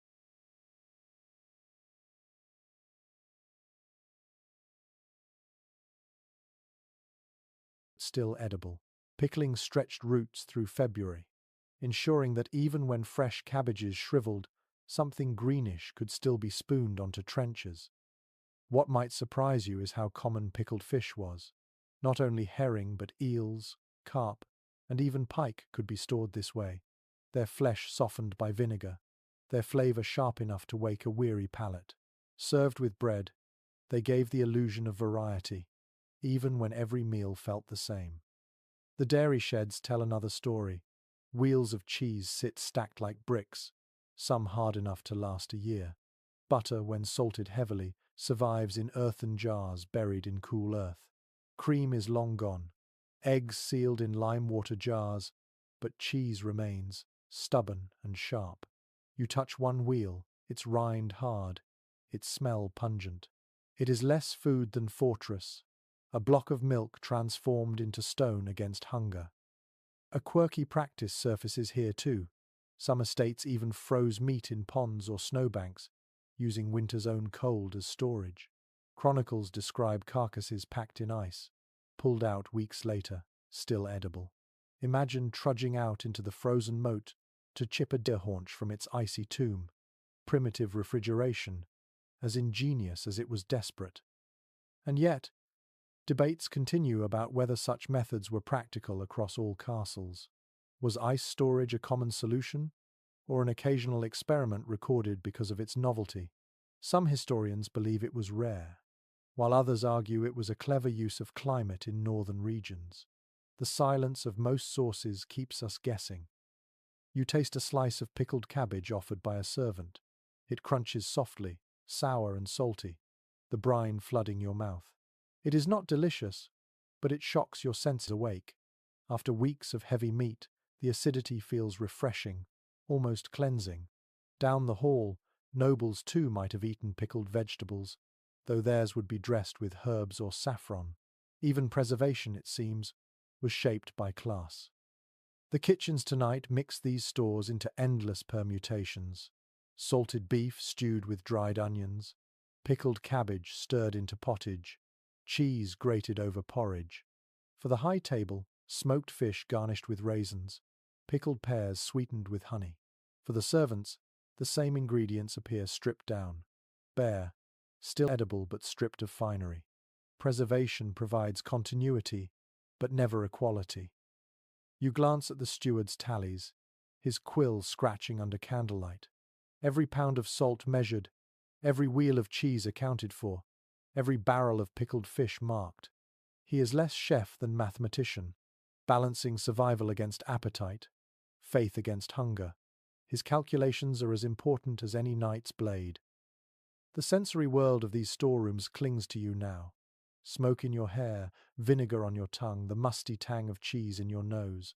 None of it feels festive. All of it feels essential.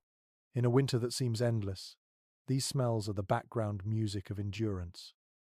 Dogs wander the corridors, noses twitching at smoke and brine. Children beg scraps of cheese, their faces puckering at the sourness. Nobles wrinkle their noses at vinegar but still eat it, knowing survival is built not on delight but on stubbornness. And as you chew a final piece of smoked pork, the salt burning your lips, you realize something important. The castle doesn't survive winter through feasts or fresh kills alone. It survives because of these quiet storerooms, these barrels of brine, these smoky rafters. Preservation is the true feast, long, slow, and steady. The snow may bury the world outside, but inside, the castle lives because someone salted, smoked, and stored with enough care. And in that act of foresight, you taste the real heart of medieval endurance. The sour tang of pickled cabbage still lingers on your tongue as you climb the winding stair toward the solar. Tonight the great hall is quieter than usual. The nobles have withdrawn to smaller chambers, leaving behind only the faint glow of the hearth and the scraps of supper. It is in these more private spaces that another part of winter dining emerges: ritual and etiquette. Food inside a castle was never only about filling bellies. It was also a performance of rank, piety, and power. A fact that leaps clearly from medieval etiquette manuals is that meals followed strict codes of behavior. Nobles ate in a carefully orchestrated order, seated according to hierarchy, served in sequence, and expected to perform gestures of grace and moderation. Even in winter, when food was scarce and repetitive, the ritual of how it was eaten mattered as much as what was on the plate. You settle into a wooden chair near the solar table and watch as servants bring in trenchers of bread, knives polished until they gleam, and basins of water for washing hands. Nobles dip their fingers delicately, drying them on linen cloths.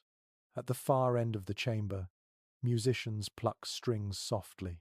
The food itself may be the same salted beef or barley bread that servants eat below, but here, presentation transforms it into an emblem of control. One quirky custom noted in several accounts: carving was often a specialized role, performed with elegance like a kind of choreography. To carve a joint of meat or portion a pie before the Lord required training in graceful movements, almost like a dance. Imagine a young squire slicing venison with theatrical sweeps, his knife glinting in firelight, as much performance as practicality. But scholars still debate how rigidly these rules were followed in daily winter meals. Did nobles truly observe elaborate courtesies even on bleak January evenings, or were such rituals reserved for high feast days? Some argue that formality persisted always, while others suggest fatigue and scarcity softened the rules in private. The uncertainty leaves us with two possible pictures: stiff ceremony by firelight, or relaxed meals where nobles chewed as plainly as their servants. The air tonight is quieter, more perfumed with incense than smoke. Bowls of pottage are still served, but here they are seasoned with saffron, garnished with almonds, and ladled into ceramic rather than wood. Wine is poured into goblets, not mugs, its color glowing deep red. The very vessels declare hierarchy. To drink from silver rather than clay is as meaningful as the drink itself. You take a spoonful, noticing how etiquette shapes the pace of eating. Nobles pause between bites, dab their lips with cloth, converse in measured tones. To gorge too quickly would signal greed, unbecoming of rank. Even in hunger, restraint was demanded as proof of civility. Downstairs, servants slurp and gnaw noisily, their survival judged not by grace but by speed. Another odd practice. Salt itself was placed ceremonially on the high table. In many households, the salt cellar, often an ornate vessel, was positioned before the Lord, and one seat above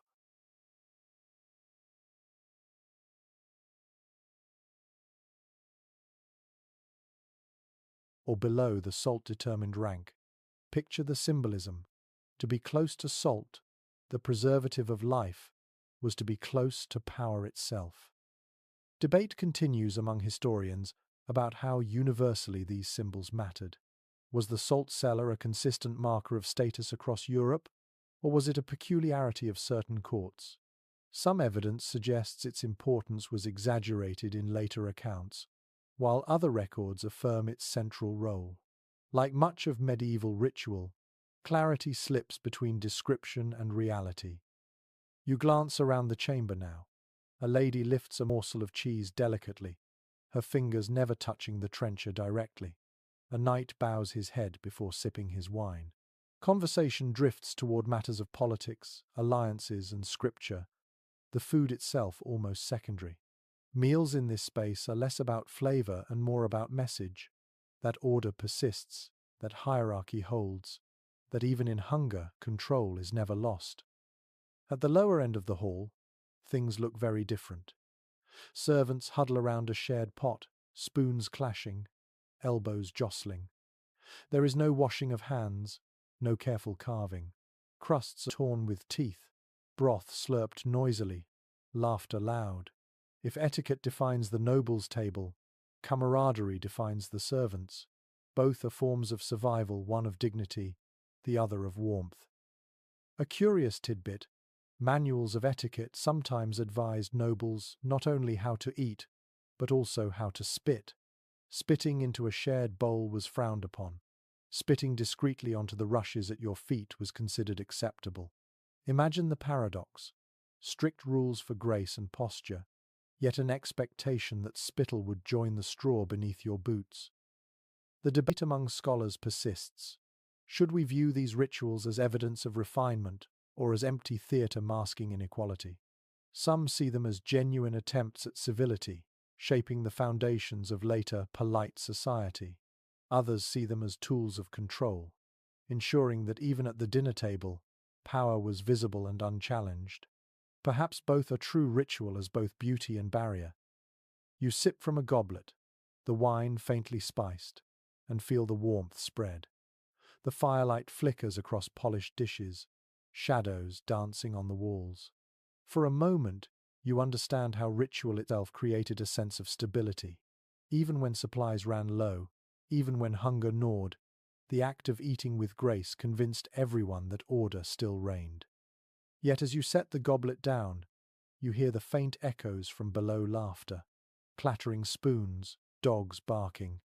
Two worlds coexist under the same roof, divided not by stone walls but by the etiquette wrapped around each meal. As the nobles wipe their hands and servants clear the trenchers, you realize that winter survival in a castle was not only physical but social. Bread and broth kept bodies alive, but ritual kept hierarchies intact. Without both, the cold might have fractured not just stomachs but the very structure of power. The fire in the solar dims, and the nobles retire to their chambers. But your feet carry you elsewhere, down the draughty passageways, past the storerooms and kitchens, into a smaller space where voices murmur in hushed tones. Here the chaplain oversees a modest meal, one that is as much ritual as nourishment. In medieval castles, food was never only physical, it was also bound tightly to faith. Even in the bleakest winters, what you ate, when you ate, and how you blessed it carried spiritual weight. One undeniable truth from medieval records is that mealtimes often began and ended with prayer. Before lifting a spoon, nobles and servants alike were expected to bow their heads, murmuring gratitude to God for sustenance. In winter, when scarcity sharpened every bite, such prayers held an edge of desperation as well as thanksgiving. "Give us this day our daily bread" was no empty phrase. It was the literal plea of households staring into dwindling stores. You sit quietly now as the chaplain blesses a pot of pottage. The food is plain barley thickened with onions, flavored faintly with herbs dried from summer. Yet as he raises his hand and chants the words, the steaming bowl becomes more than mush. It is sanctified, a reminder that eating is both survival and sacrament. When you lift the spoon to your lips, you feel not just warmth but also a sense of reassurance, however small. A quirky detail emerges in some sources. The placement of food itself could carry symbolic meaning. Fish was tied to fasting and humility, bread to Christ's body, wine to his blood. Even the simplest Lent meal of cabbage soup could be reframed as holy endurance. To chew through sour cabbage in February was not just necessity, it was a small echo of sacrifice, aligning daily hunger with spiritual duty. Yet historians still debate how genuinely religious these meals were. Did nobles and servants truly contemplate theology with every bite? Or were the prayers and symbols little more than habit, quickly forgotten once the first spoonful passed their lips? Some argue that faith saturated every aspect of life, while others see these rituals as perfunctory, more social expectation than spiritual fervor. The silence of ordinary voices leaves us guessing. You glance around the small chamber. A loaf of dark bread rests on the table, its crust cracked, its interior dense. The chaplain slices it with deliberate care, distributing pieces evenly. For him, bread is not only nourishment but symbol, and the act of sharing echoes the sacred. Servants chew slowly, their eyes lowered, their hunger briefly reframed as devotion. What might surprise you is that religious calendars dictated much of what was eaten in winter. Feast days allowed indulgence meat, pies, even spiced wine, while fast days pulled diets back to roots, fish, and pottage. The rhythm of scarcity and abundance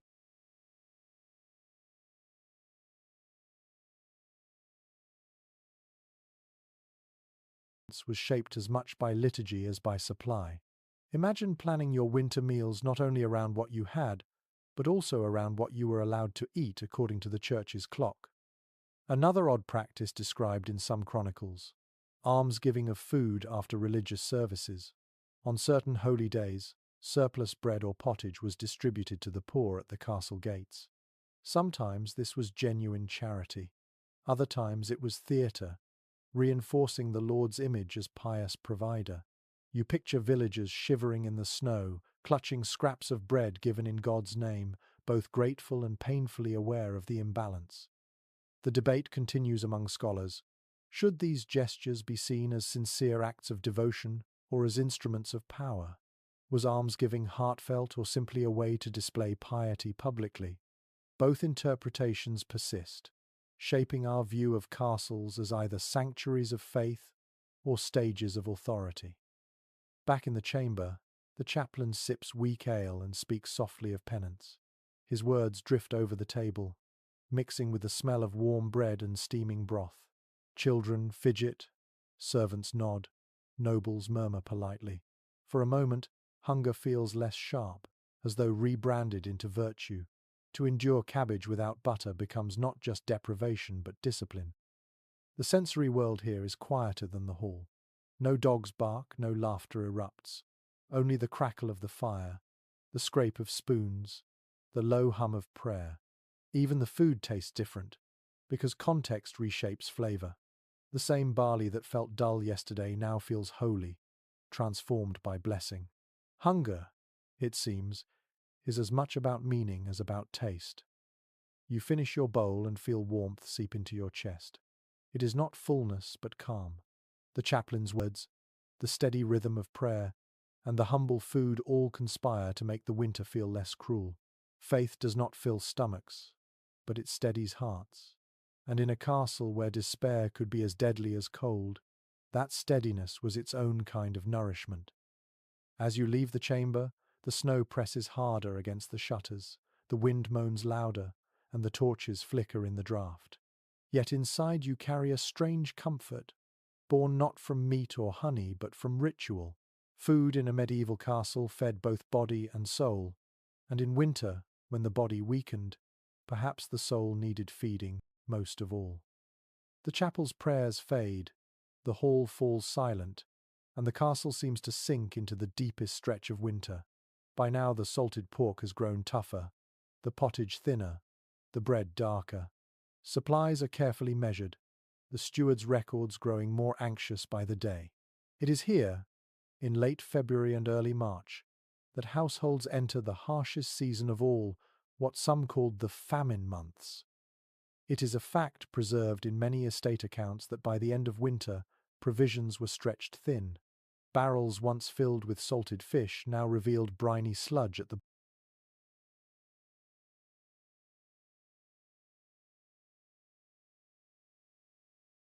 bottom. Cheese wheels had been pared down to their rinds. Even the grain sacks grew lighter, their contents carefully doled out to make loaves last. The castle still ate, but the abundance of December felt like a fading dream.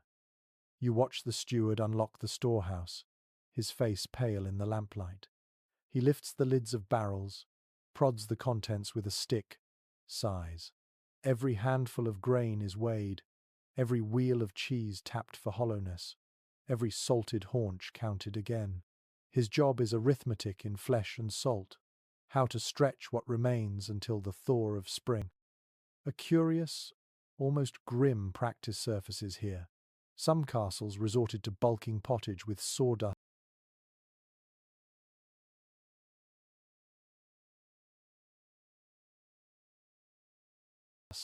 like bran or ground peas when grain ran low.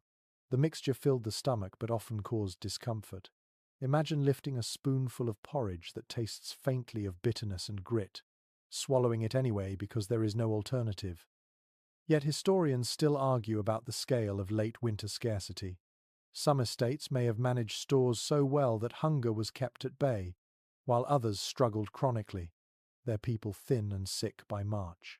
Archaeological evidence of malnutrition suggests that shortages were very real, but whether every castle experienced them equally remains uncertain. The debate lingers like the taste of weak broth never quite resolved. The kitchens in these months are subdued. Gone are the bustling scenes of pies and roasts. Instead, one cauldron of pottage bubbles quietly, thinner each week, flavoured mostly with onions and leeks pulled from dwindling stores. Bread loaves shrink, their flour stretched with rye or oats. Servants work silently, their chatter dulled by weariness. The air smells not of feasting but of quiet endurance. At the high table, nobles still receive better fare, though even their meals grow simpler. Spices appear less often, imported fruits vanish, and sauces thin. A roasted fish might still be dressed with herbs, but the portions are smaller, the variety less dazzling. For servants at the lower tables, bowls are filled with watery pottage and scraps of bread, barely enough to quiet hunger. Children's faces look thinner, their cheeks hollowing. What might surprise you is how creative people became in these months. Cabbages that had begun to rot were peeled back to the still edible core. Pickled vegetables, sour and limp, were stirred into stews. Dried peas, tough and bland, were boiled into mushy pastes. Even bones already boiled once were reused to add flavour to the next pot. Waste was unthinkable. Another odd custom noted in some chronicles: when supplies grew dangerously low, some households observed ritual fasts, blending necessity with piety. By declaring abstinence holy, they softened the shame of hunger. Imagine kneeling in the chapel, stomach growling, convincing yourself that skipping dinner is not deprivation but devotion. In such moments, faith became a strategy of survival. The debate among scholars persists here too. Were famine months an inevitable feature of every winter, or only in years of poor harvests? Some argue that castles with wealth and trade connections always avoided true scarcity. Others point to recurring evidence of late winter hunger, suggesting that even the rich could not entirely escape the rhythm of dwindling stores. The truth, as ever, seems to shift between resilience and fragility. You take a spoonful of the late winter pottage. It is thin, almost watery, flavoured mostly by onion. A chunk of bread, coarse and sour, floats in the bowl. It fills your stomach, but only barely. You chew slowly,